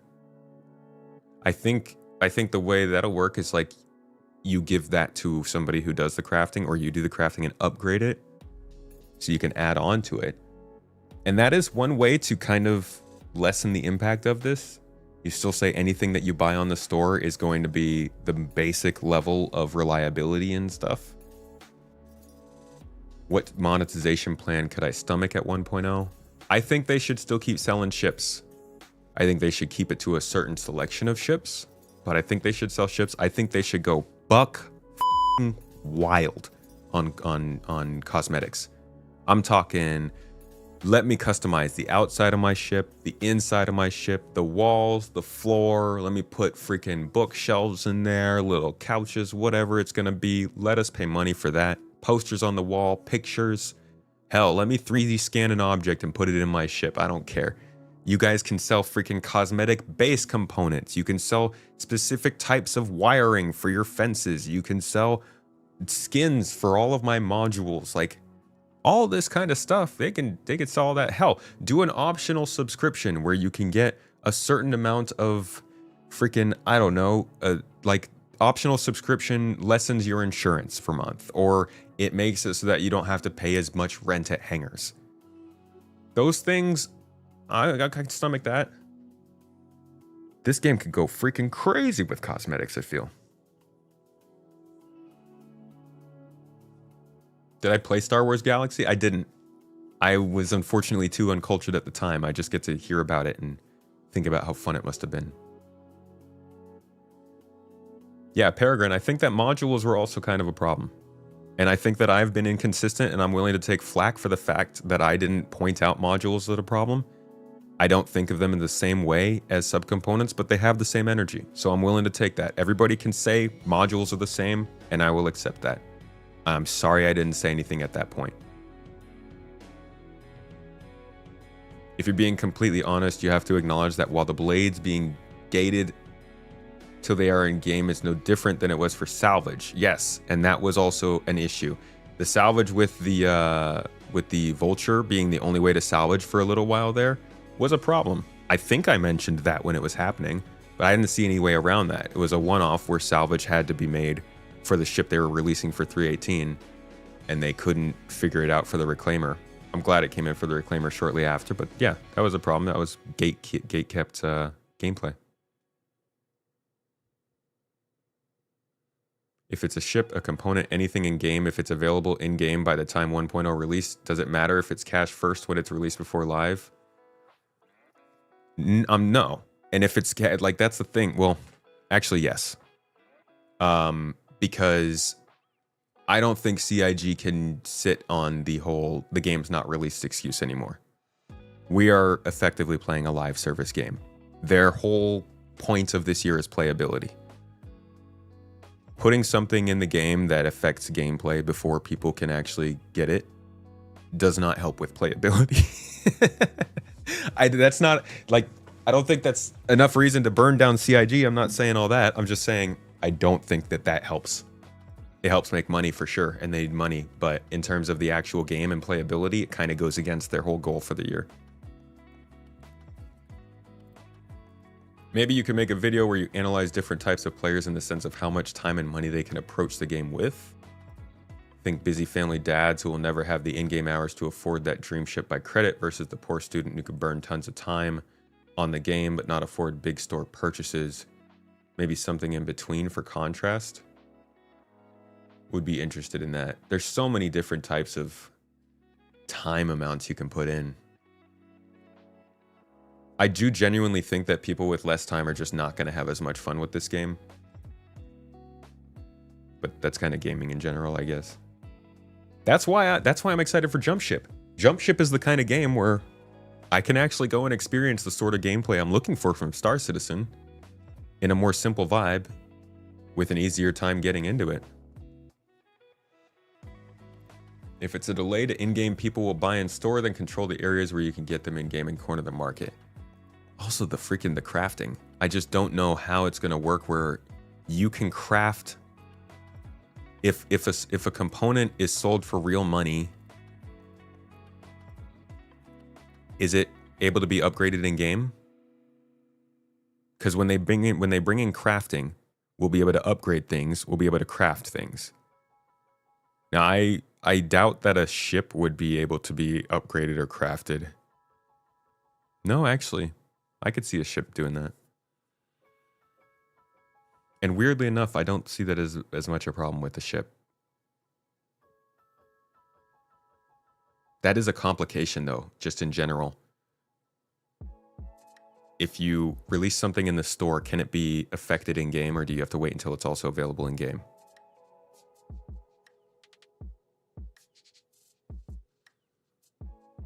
They sold us a subcomponent for real money. Never mind, they become available in-game for AUEC a month, 2 months, 3 months down the track.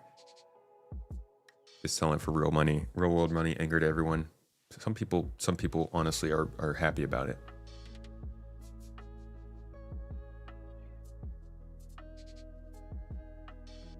Thank you, Ready Zero. Just want a really good space game, dude. If you go to your hangar on the RSI site, there is a drop-down button with a component section. You've heard people saying that's new. Hangar.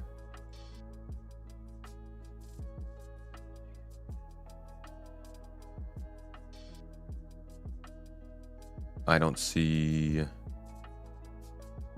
ship upgrades. I don't see a component section though. Oh. No, I don't think this is new. I think this has always been here. Goes to show how often though you can get components on the store. I got pages of things on the store.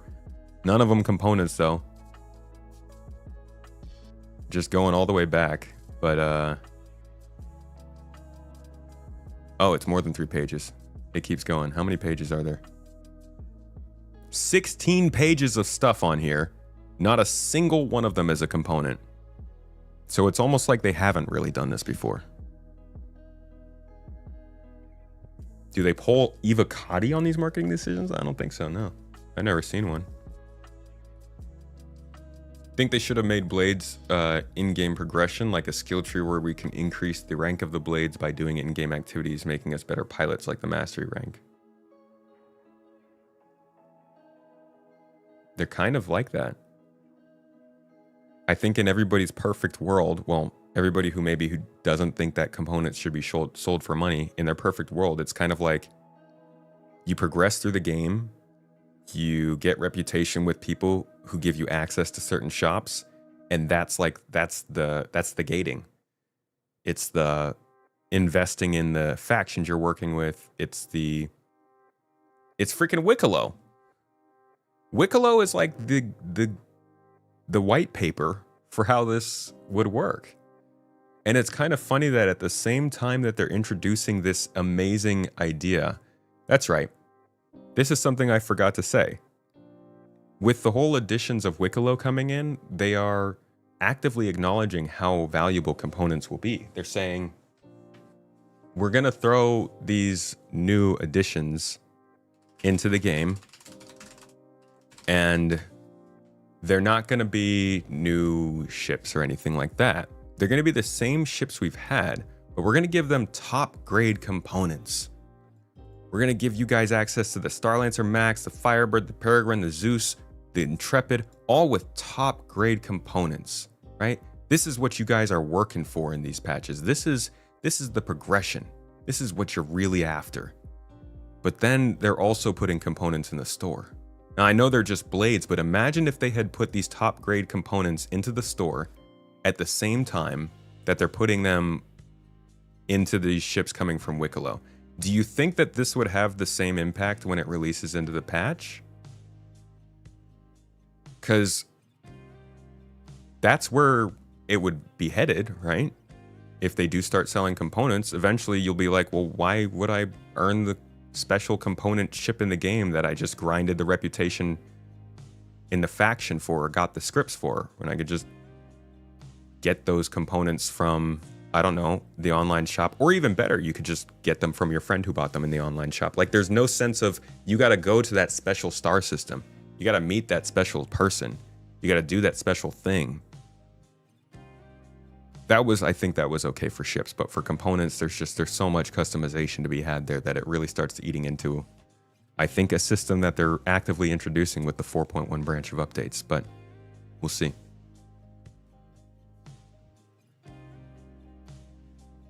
Shocked they aren't doing more with cosmetics. So am I. I think we all thought they were going to blow up with it after that 300 series demo they did, and then the cosmetics just have not blown up like you would expect.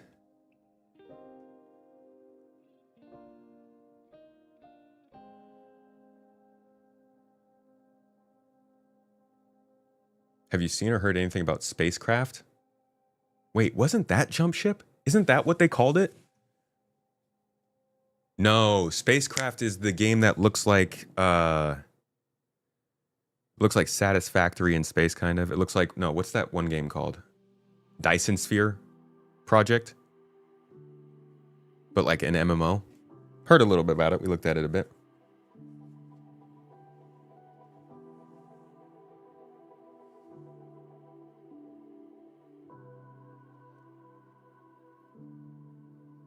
You got too much faith in Star Citizen. It'll be fun whether you play 2 hours a week or 30 hours a week. That was the magic of Star Wars Galaxies. Listen, super important to understand about people who are talking about this kind of stuff and myself, because I know I've literally, like 2 weeks ago, I got told I whine and complain too much. And then last week I got told that I am like a PR for the company. And I feel like what people aren't getting is that we both have things we're unhappy about, but we really like this game. I don't think, even if this does happen and they continue selling components and stuff, I don't think that I would leave this game. I would still play it because I'm super excited for it. But that doesn't mean that I'm not going to talk about like how I hope that they would decide to go through with it. Like you can play a game that's less healthy than it would have been. Ready Zero, though, out here. I want to give a big shout out to Ready Zero for starting us off on Toes Gang today. That was a fantastic Saturday, by the way, guys. Thank you. Hope you enjoyed the org gameplay. Ready Zero, first up on YouTube.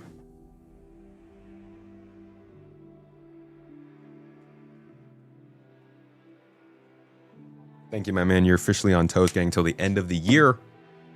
Check back towards the end of the year because we know. We know. Might not even be the end of the year. I might do every half year.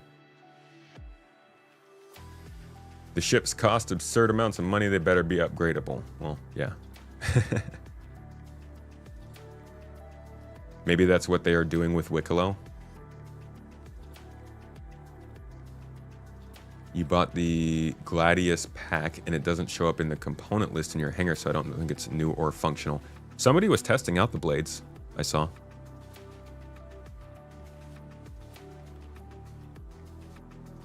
Whether reputation is key, it opens doors and rewards for you for playing the game. No in real life advantages.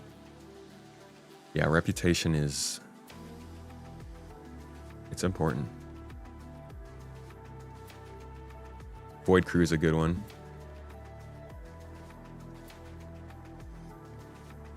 There are many things I don't like, but I'll never leave SC. I'd be interested in seeing what comes out in the next 5 years. Like where the space game genre moves. I'm still going to be tied to Star Citizen because there's still just nothing even close to the experience this game gives you. But of course there are going to be things we don't like. At the same time, people will grind a lot just so they don't have to pay. In Helldivers 2, people grind for hours in the most boring way just to get the premium currency, while an hour in real life overtime is 5 times as much. Yeah. Difficulties of maintaining the game for the extreme folks.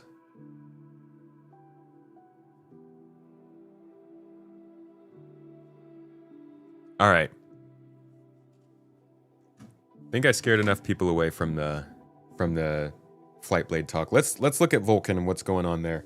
By the way, the Pisces giveaway is still ongoing. I actually was just talking to Mrs. Tomato before she left. We were going to do the poll, but she had to head out this morning early for a little bit of something came up.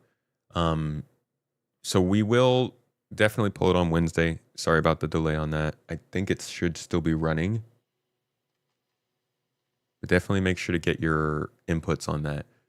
We'll pull it on Wednesday, and we'll also have a... what's it called? We will also have a cooking stream on Wednesday. That's right. One of those things.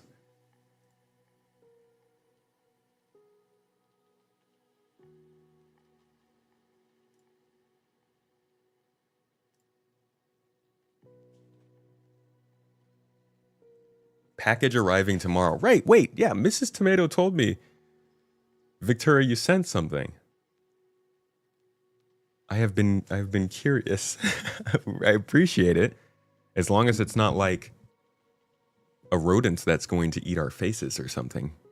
They like tomatoes. Crag! Thanks for gifting out a community sub to the community. Lovely people. Have I seen Wildgate?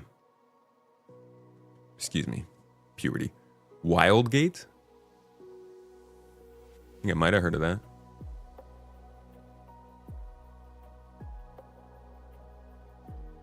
Might have heard of that.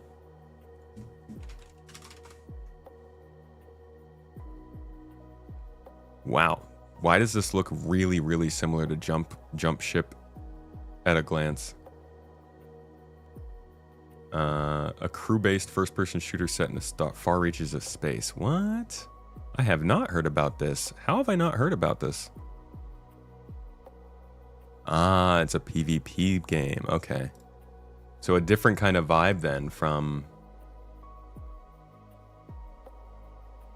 Yeah, it's like if you took Sea of Thieves, put it in space, and split into 2 different directions, you get this, and then you get Jump Ship, right?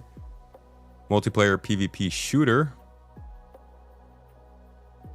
5 spaceship crews with 4 players each into a game where you have to destroy each other or find and escape with an artifact. So it's an extraction shooter, kind of.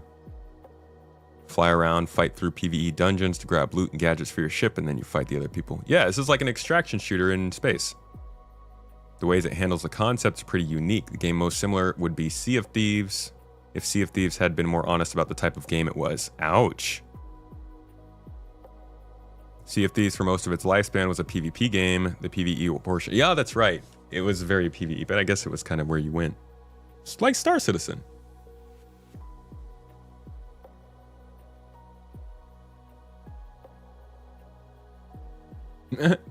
Liberator's more expensive than the Ironclad? That's weird.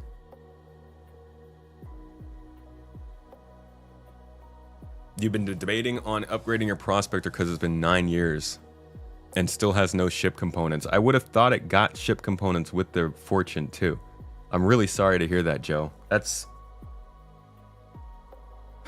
I would wait until engineering. See if it gets an update when engineering comes in. It might just be the case that all of the ships get updated for that. At least the useful ships like the Prospector.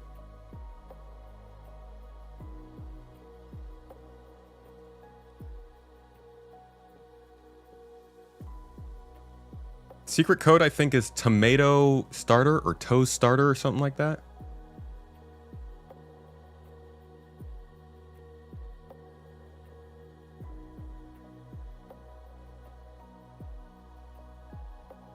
Okay, back to...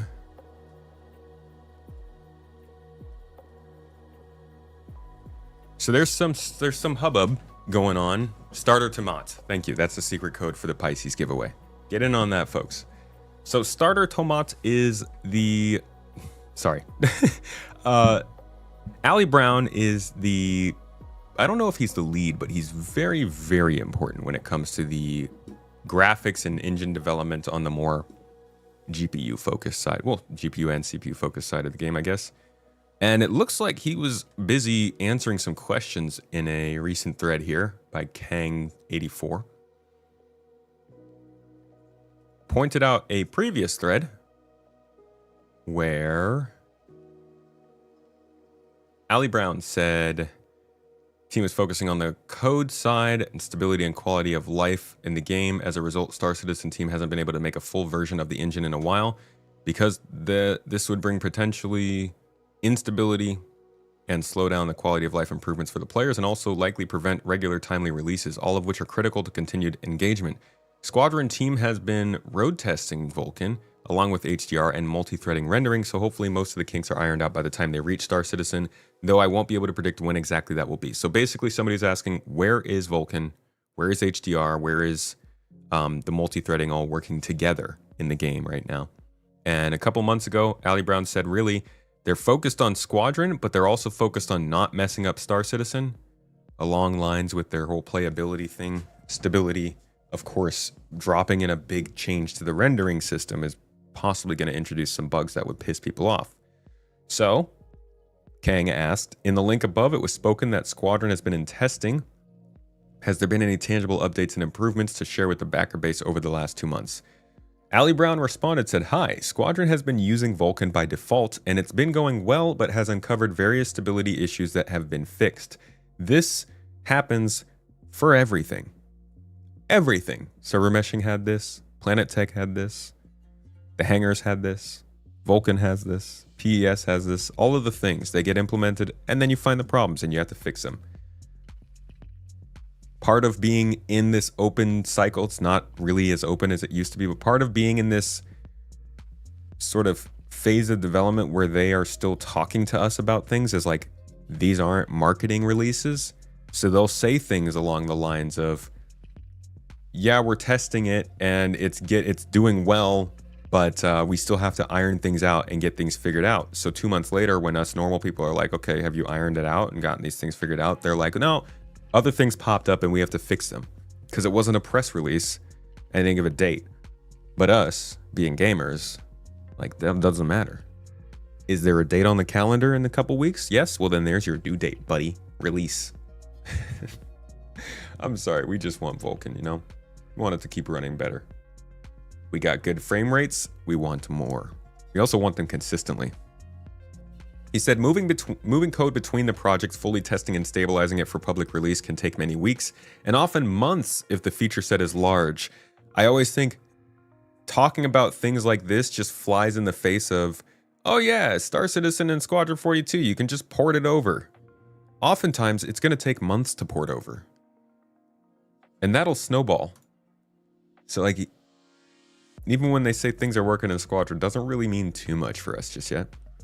This has been happening in parallel to the above polish and optimization, but finding and fixing bugs is always unpredictable, so I don't want to get stuck giving predictions or frequent updates, but we're hoping there will be news on this front before long. At least he didn't say sooner than later. I'm guessing this is like a maybe this year kind of thing. I wouldn't expect it. It's better to not expect it. Is the team overseeing the websites going to make sure the telemetry webpage starts working again once the Vulkan optimizations come online? This is a follow-up question from Kafka Trap. Ali asked, what's working, what's not working there? I can see a 4.1 data for the last 24 hours and weeks. And somebody clarified, I think he talks about the same problem I have. On the telemetry page, it says no user data found for your account. Please log into the game. I tried everything I can't remember, but my data is still not available. Red Huntress, big part of the community, also supporter of the channel. Thank you. Appreciate you, Red Huntress. Said she's also having the exact same problem with the telemetry panel.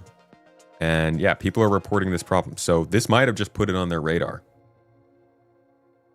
Somebody else followed up with, is there any new information on DLSS 4? He said, it's implemented on our internal main branch, but this branch hasn't been tested as yet, so can't say which patch it'll make it into as yet. There's a lot of features that are just like, they can't get them in because they don't want to break the game right now. And it really just goes to show that they could be doing things like they normally do in Star Citizen. They could just be dropping updates in with less direction, but just as things are ready. But we're seeing very, very clearly that certain parts of the company are being held back from releasing certain things because the game is not ready for those things, or they just don't want to complicate the releases with those things. Part of me wants them to release everything, but a part of me really appreciates that restraint.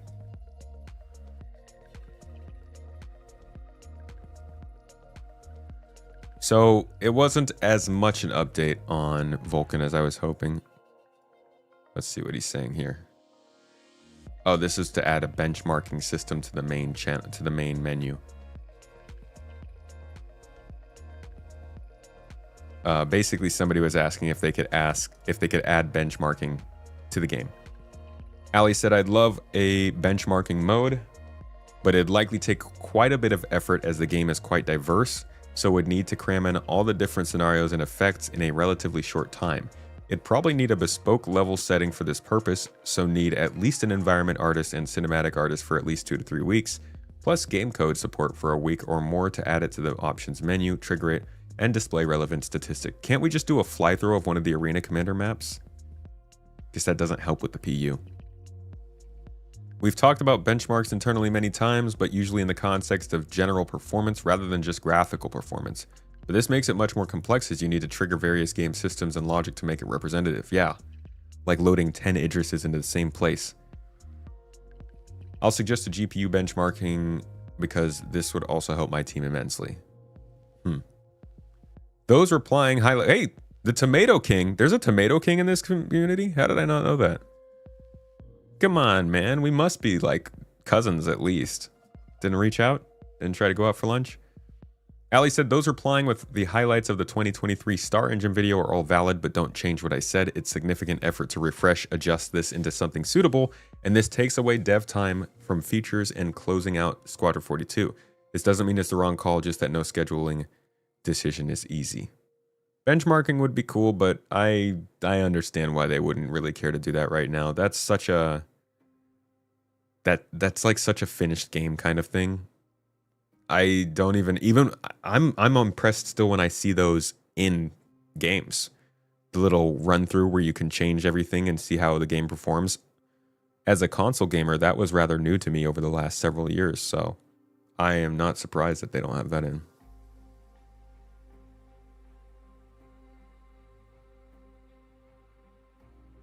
Getting tired of all the ditch ships floating everywhere doesn't affect you, but you want to scan all of them and end up hopeless. It's annoying, man. They really need to make missions. They need to make salvage missions around space stations and stuff. Like, salvage ships should eventually be logged in like some kind of a system in the game. And then after it's been logged for enough time, that log should be sent to the salvage board for anybody in the area to clean up. Are they going to do this? I wish I knew. I wish I did. It would be very cool if they did. That's all I can say. So that was a little update on Vulcan progress. Not really much going on there. Overall, I think they're probably focusing in the graphics department on a lot of the stuff that they talked about with the Planet Tech team. The multi-threading, the scatter, the performance, the lighting, the shadows, the rain, the weather, all that kind of stuff is also pretty crucial to the... It's pretty crucial to the graphics team to also have a big hand in this.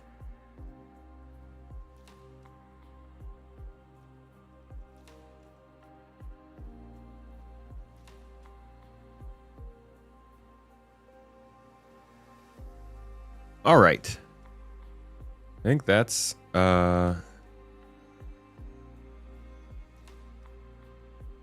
everything that I wanted to go over today. I kind of want to touch on engineering gameplay. Yeah,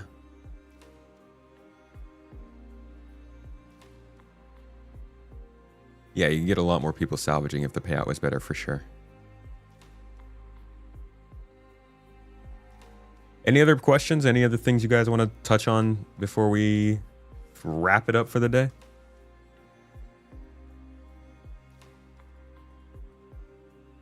Gonna be a quiet week.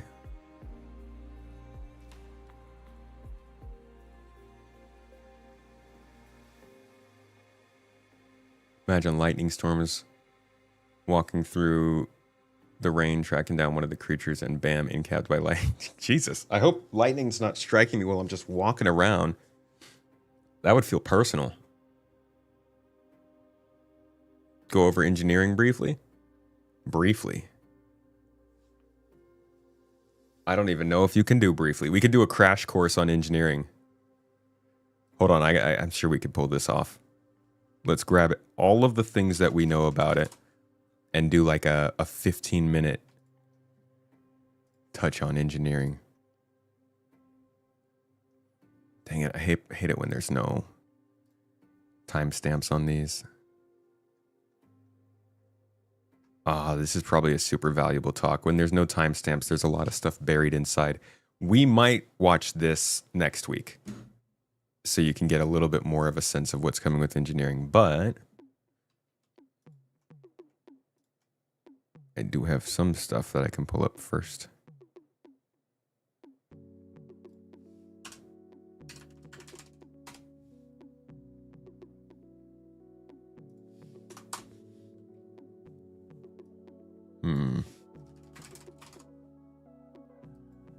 It's always so weird to find this specific episode. You actually have to search inventory.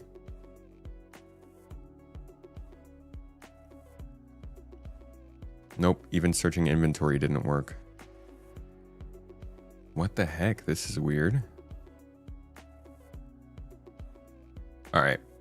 At the end of the day, worst comes to worst, you can search Count Disco. There we go. Interface, not inventory.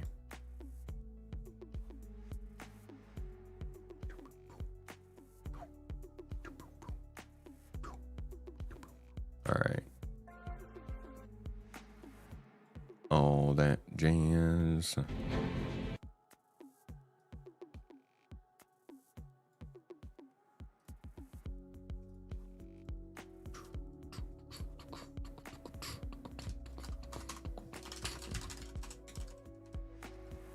Maintenance. I think flight blades are a step into engineering. I think the really the power triangle stuff was the first step. Thank God we ditched the power triangle quickly. But then the fuses and relays are, I think, a bigger step into engineering.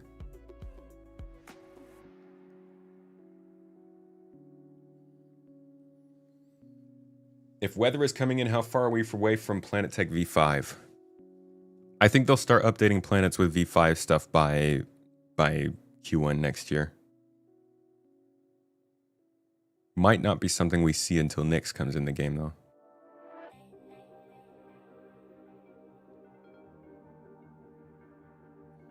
They made the medical loop worthless. No one uses beacons anymore because they keep their gear. Do you see in the future if they can fix that loop? Oh, yeah, absolutely. I mean, eventually people will be losing their gear again. Just need to get past the T0 and implement wear and tear. Also, insurance is going to have to be a money sink, so it's got to cost something.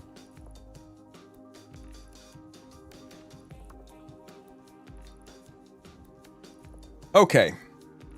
We are here for a crash course on engineering in Star Citizen. Is it going to ruin everything? And where the heck is it? We're going to start this off with a look at this 2015. Is this right? Kind of. There's a little bit of it. Actually, I think there's another document that is pretty straightforward engineering.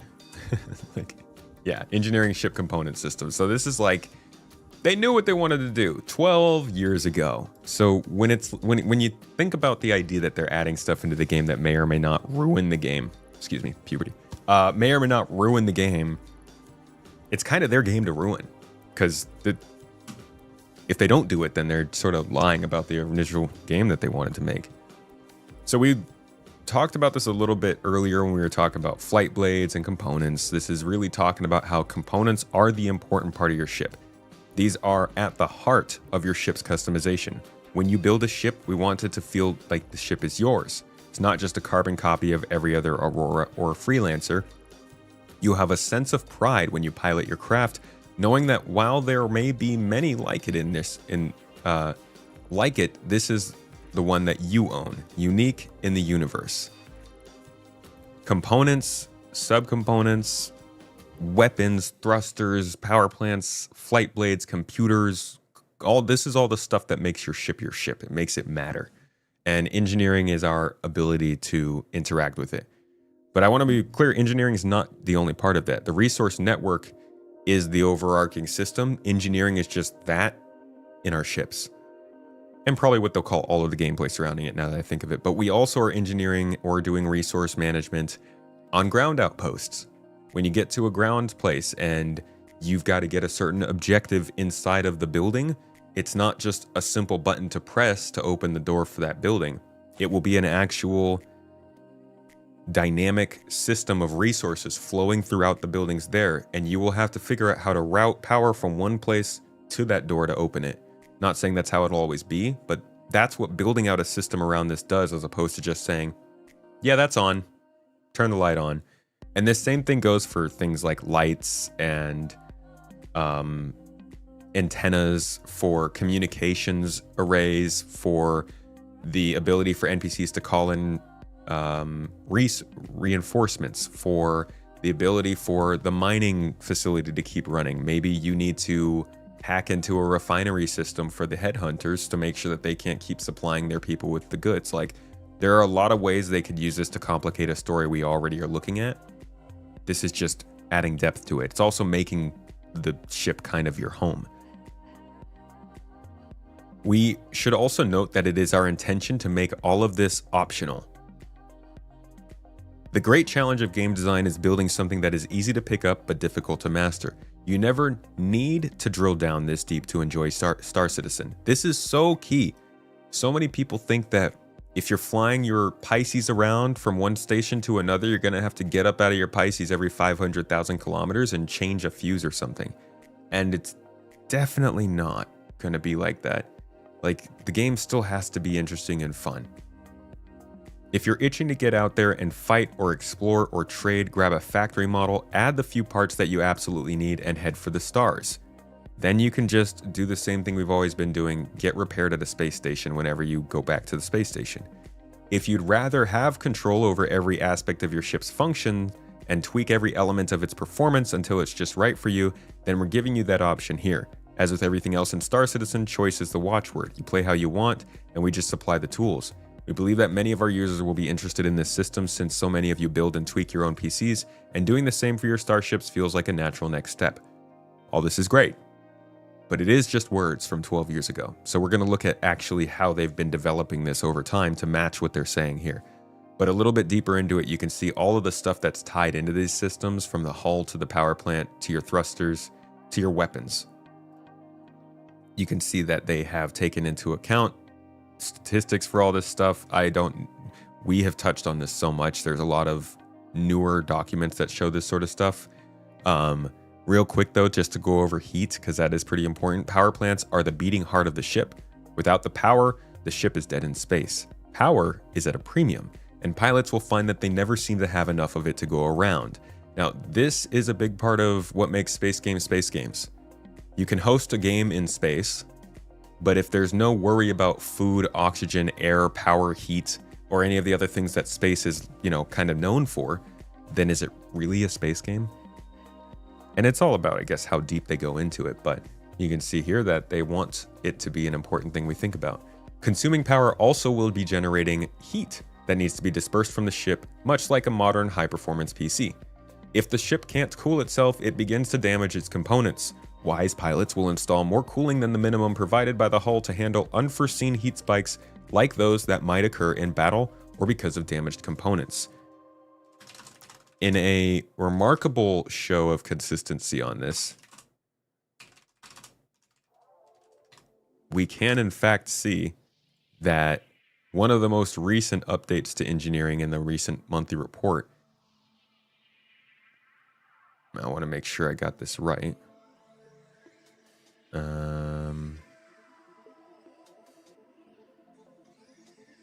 Got this kind of wrong. They're talking about it a little bit here. The team also progressed towards implementing heat gameplay for ship thrusters.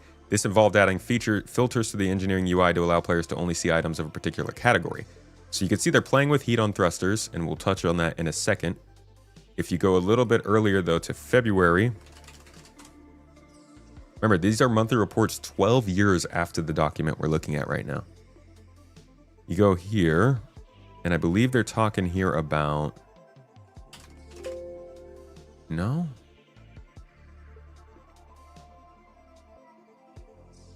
Was it April? No, it wasn't April. Coolant. Here we go. Coolant. Various player-facing issues causing the resource network to not behave as players expected were fixed, while the coolant effectiveness calculation of items was updated. And this is...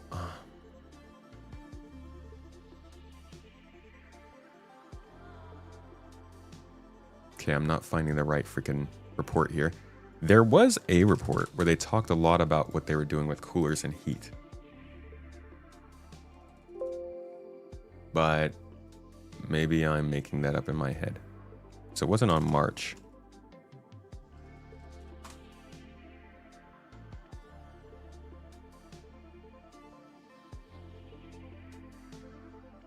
I don't think it was April either. Ship death. Yeah, we talked about ship death for April. Not heat, though. I don't know. I must have lost it. Could have sworn it was March or February, but I don't see it there. But we could see, just freaking 12 years later, and they are actively getting these kinds of things of cool. Oh, here, where? I just didn't see it. Coolant changes were made to vehicle coolant. Now effectiveness is based on the item's physical properties, with the maximum amount of coolant counteracting heating caused by an equal amount of power. Coolant consumption uses deltas with dynamic override. The maximum coolant request is based on the maximum power consumption multiplied by a resource network global parameter. Basically, we're making it so that heat needs coolant, and if you don't have one, then the other one won't work.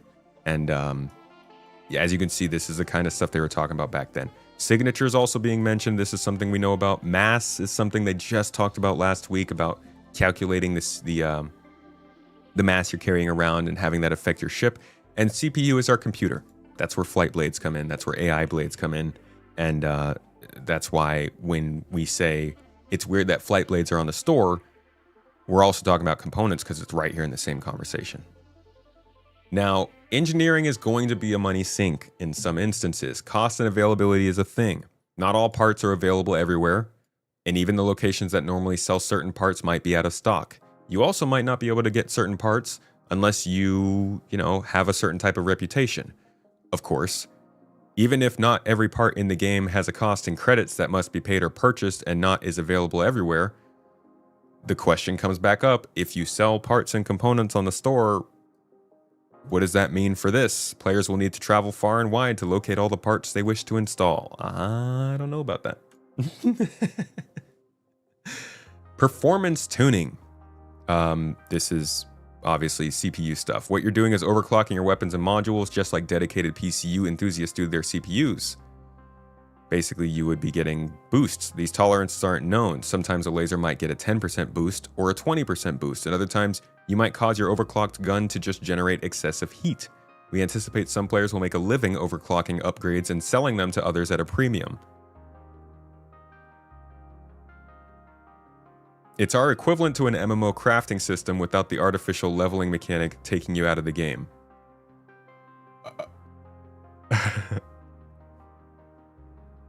Well, yes.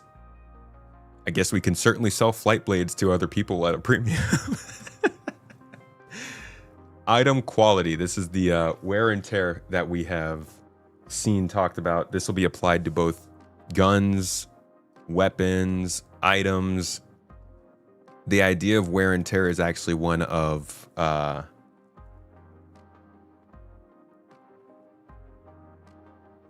requiring you to go back to crafters. Sorry, it is here. This is just to show that it's engineering is a system. It's a system of different features that combine that'll be used in weapons as well as in other things. In this video, you got. I hope you guys know what's happening. So he goes and then it goes click. That's the bullet getting lodged in the chamber, right? So we gotta fix it. So it's telling us to fix it. We're hitting the button. Our enemy's firing on us. So you got some options. You don't have to fix it. You could holster your gun. You could pull out a new gun. You could use that new looting interface that Ines showed to grab a better gun. Okay. So that's not engineering, but it's very closely related. Wear and tear will be a thing that you have to worry about. But I don't think it'll be that big a deal unless you're just like absolutely abusing your ship all the time. Now, back in the day, this was all referred to as the pipes system. When they first built it, they called it pipes back in like 3.0. It just really has turned into resource management, resource network. So going beyond that, this was the very first development-focused introduction of this system we ever saw. Here's what it looked like. The purpose of prototyping, especially for anything gameplay related, is just to give you a sense of how long we've been waiting for this. This video is from 2020. So not just words and rumors on the page like we were just looking at. This is actual development starting 5 years ago. To prove that it's fun. If you don't have it fun with a cube and a sphere, you can put all the pretty paint on top of it. It's never going to be fun. So with the resource management, we have this idea that there is one way the resources are managed throughout the entire game. There's one way to consume them, one way to produce them, and all the items everywhere, they use the same system. So we started by creating this small example of a ship where we have a power plant, we have a fuel tank, a battery, we have lights inside the ship, we have turrets, we have weapons. We try to build a priority system, so you never want your lights to have the same priority as, for example, your power plant or your weapons. Basically, as soon as we start the simulation, the power plant goes, I'm online now, but I have no fuel. So all of this energy right now, the lights start draining the battery. If we put some fuel in the fuel tank, as soon as we put it in, the power plant starts going online, the battery starts replenishing because there's not that many consumers online. If I go, okay, let's say I set my weapons, my laser weapons to fire, as soon as I do that, there will be more drain on the energy. We can actually see we have a simulation of resources. We know we're producing this much power and we're requesting this much. We're running everything through exactly the same system. Now, same thing, let's say someone takes out our power plant because it got shut down or got sabotaged. Automatically now we're on battery power. It might go, okay, we don't need weapons now, we're going to turn them off. Lights, I only need the one in the front, so I'm conserving a bit of battery power until I can repair my power plant. Once I repair my power plant, this goes online and I can start turning stuff on again. And this was our first thing we did, where we built the ship, and we built this tool in a way that allows us to build different ship configurations. So as you can see, you can kind of understand the basic shape of a hammerhead. As soon as I turn on the simulation, we can see we have both power plants are starting to produce power. The fuel tank starts to get drained. The battery is on full capacity. We have these relays. Relays are a new concept that we're introducing in the ship. In order for all those resources to travel from the fuel tank to the power plant, from the power plant to the battery, from the battery to the lights, everything travels through these relays. Now, each relay you have on your ship is going to consume power. So the less you have, the more efficient you're going to be. The more you have you're going to be more redundant. For example, in this case, let's say someone sabotages this and they destroy this part. You can see already this part of the ship lost resources. If we lose this one, this power plant is off. Let's say now I need to start shooting. So I'm manning my turrets and they're shooting. I'm starting my hammerhead doesn't have these weapons exactly here. We're just trying to simulate a ship at this point. You will start notice my lights started going off because in the priority my lights are very low priority. If you look at the battery is starting to drain. Let's say at this point it reaches 0. It ran out. Now this turret is off. It doesn't have power. This one I think it's worth is not running at noticing just how much redundancy is built in. This is a big ship, so that's a thing. But like, it's not like you lose a relay and then everything is lost. What we requested, because there's only one power plant running right now. Now, if I have a mechanic on board, he'll go, okay, this relay is broken, get power back to that power plant. As soon as we got power back to the power plant, we're starting to get our resources back, lights start going back online, we're back in business at this point. But let's say we have, I don't know, a smarter saboteur that goes, well, I kind of see how this ship is configured, I'm actually going to cut it in half. And this is usually like a worst case scenario. The system is smart enough to understand the idea that once the ship is cut in half, this front part of the ship has its own resource network, and this part of the ship is its own resource network. So that's pretty cool. It runs them independently. Like you could just, I wonder, it'd be cool if you could have batteries that didn't have to go into a battery slot. You just have a bunch of batteries all around your ship.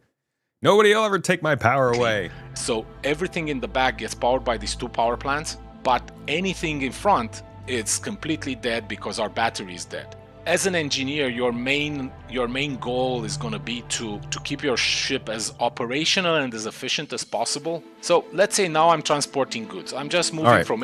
So that's a basic breakdown of how the system itself is going to work, and a look at the debugging configuration. You could hear he's already talking about relays and fuses and stuff. It was recognizable. Now we're going to jump forward about 2 years to see what else they were saying about it. Polar Bear Farts, thank you for the sub, mate, over on Twitch. Good to see you. How you doing? Would you like to see blades lose some of their potential when more than one player mans a ship? Interesting poll request. Do we have any mods in the chat that can run that poll?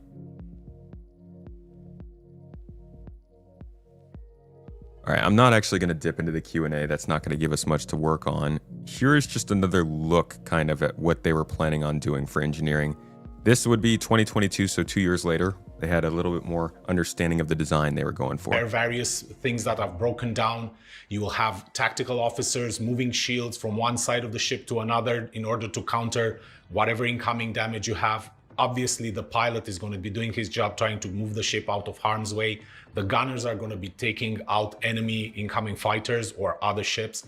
This is how we envision this entire ecosystem just coming together and providing what we hope is true multi-crew gameplay. And for all of you out there that are waiting for the Idrises and Javelins and want to use these ships, this is the system that is going to make using those ships possible. So all that said, this is a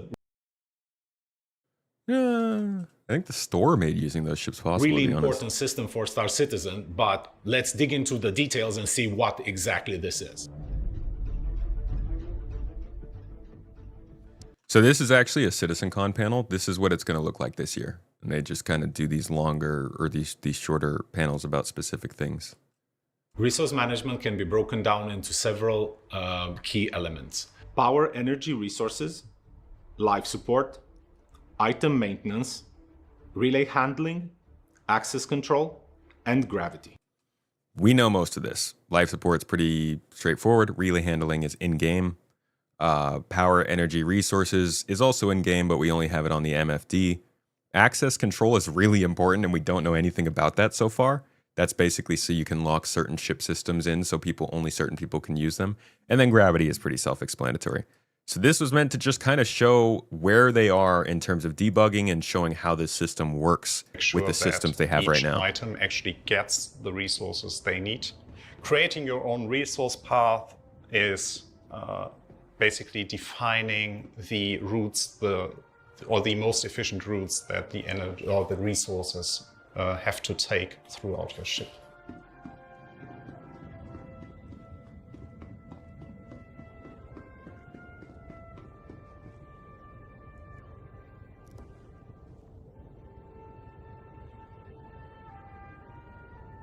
We can also demonstrate many aspects of the life support system, including making new players suffocate,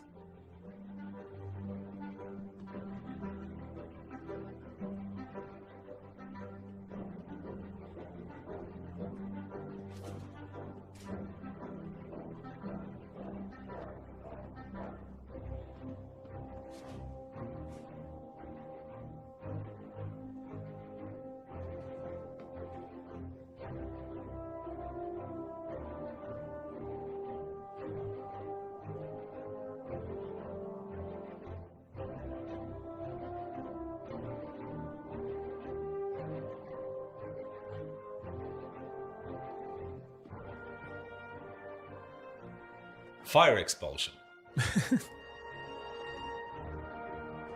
The most obvious reason besides killing people.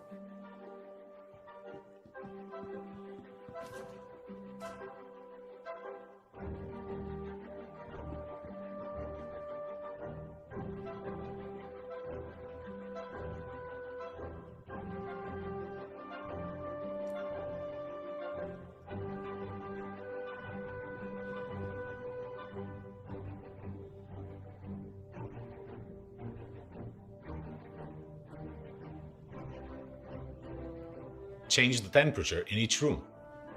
All right. It's getting a little long. You guys get the idea, though. These are the ability to basically just change how your ship works. And relay gameplay, changing fuses on the relays, resource balancing, defining control groups that will be accessible through the MFDs, allowing people to create presets for your resource network for each ship, an engineering UI with at least a list or schematic view of your ships, external engineering screen for ships, allowing engineers to define the tuning parameters that can be accessed by the pilot with the press of a button.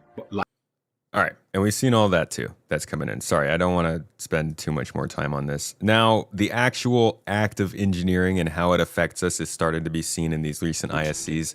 This isn't everything involved in it, but it is showing us the gameplay that's coming along.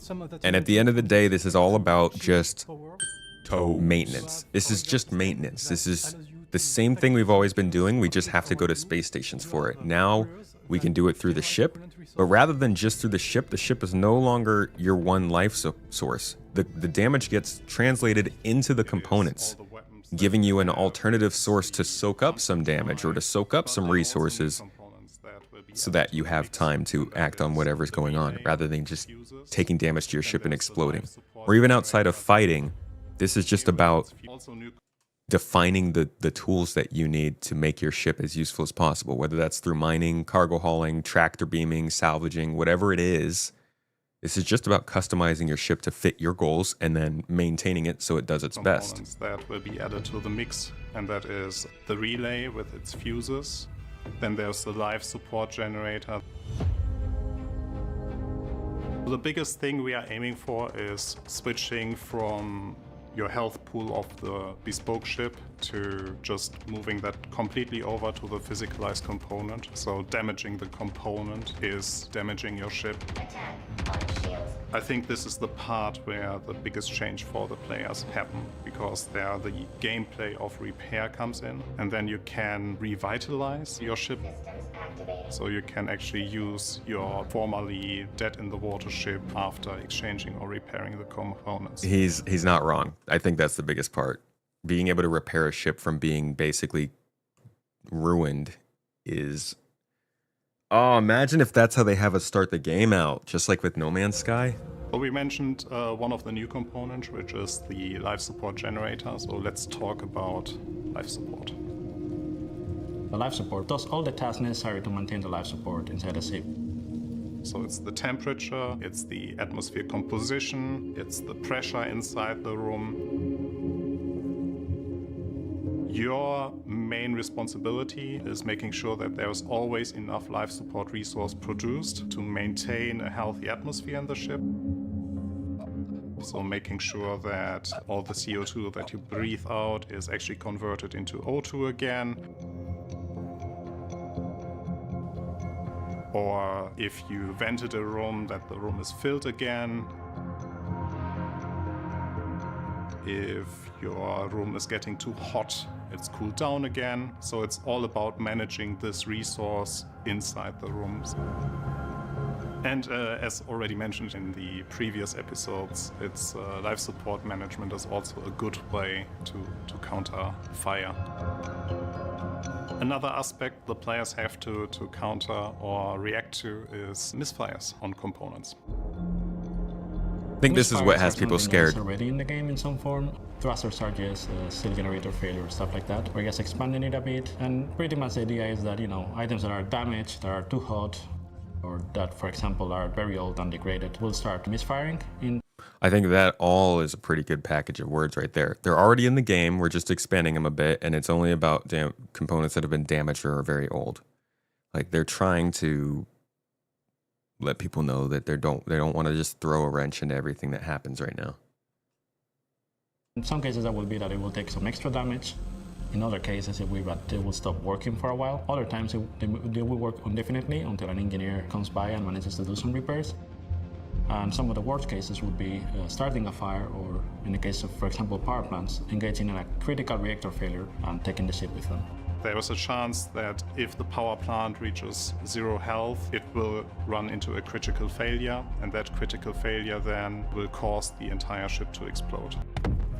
It will give the player... Very used to that. So that's how you get back to the normal death we're used to. But that's all I really wanted to talk about. Again, I just wanted this to be a quick crash course on engineering and what it's meant to offer. You can see a little bit of the interface here. So like the interface to seeing the doors, the life support, what's powering what, where relays are, and what's damaged. They've done some work on that, and you can find this in game. And then obviously the power balancing screen we're all very aware of and used to. So you can see where your power is actually going from batteries and stuff. This has just been a crash course on how engineering is going to fit into Star Citizen. And honestly, they show it so much in the context of combat, but I think everybody should remember this isn't just a combat thing. This is going to allow your ship to act how you want it in combat or not in it. And that's more important than anything else in this game, I think. Ships are still just basic ships. This turns them into something real, something new, a combination of things. Thank you so much, Uncle Moo, for the sub on Prime. I appreciate you. And thank you, everybody, for listening. I hope you got some information from this. With that being said, I am all done for the day. Just wanted to make sure to get the last little bit in. This was a interesting day. I look forward to seeing how people react to these as videos, but I hope that today was some level of both informing and entertaining for you guys. I promise you, I'm not a freaking, like, a hater or something. I don't have it out for Star Citizen. If I complain about something in the game, it's not because I want the game to fail. It's because I'm just worried about what could happen with the things that are doing. So I hope nobody goes away from this stream thinking that I'm like angry or something. Actually, you know what? If you go away from this stream thinking I'm angry, then sit with it. I couldn't change your mind, I think. Not angry, but like against the game or something. I'm also not gonna just chill all the time. I'll call things out if I think that they're a little bit weird. So I hope you learned something from it. You think not having a publisher holding CIG accountable to features and deadlines is what's destroying CIG's vision and the public's tarnished outlook? No, I don't think they need a publisher to get things right. I think they're just doing the wrong things. Like, they have their own accountability they have to meet with their private investors and, like, actually earning their money. I think the publisher would make a difference, but I don't think it is the sole reason for the features and deadline stuff. Don't want them to make mechanics and systems that waste your time. Well, think about what that means, though. Would you say that having to take a potion in Skyrim is a waste of time because you have to heal yourself because you got hurt? How do you define what is a waste of time and what's not? Show stream as always, Shaman.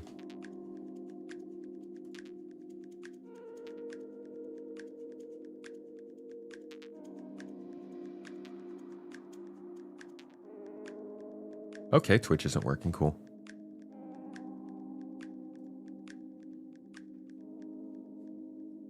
I think Paul's doing something today, right? Paul's doing himself a little streamathon.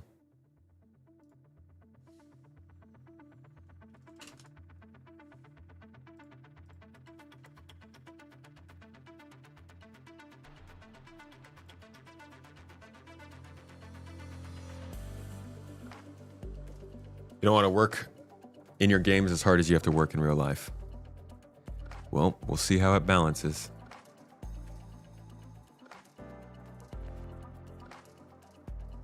We will see. It's all subjective. I hope they hit a good balance.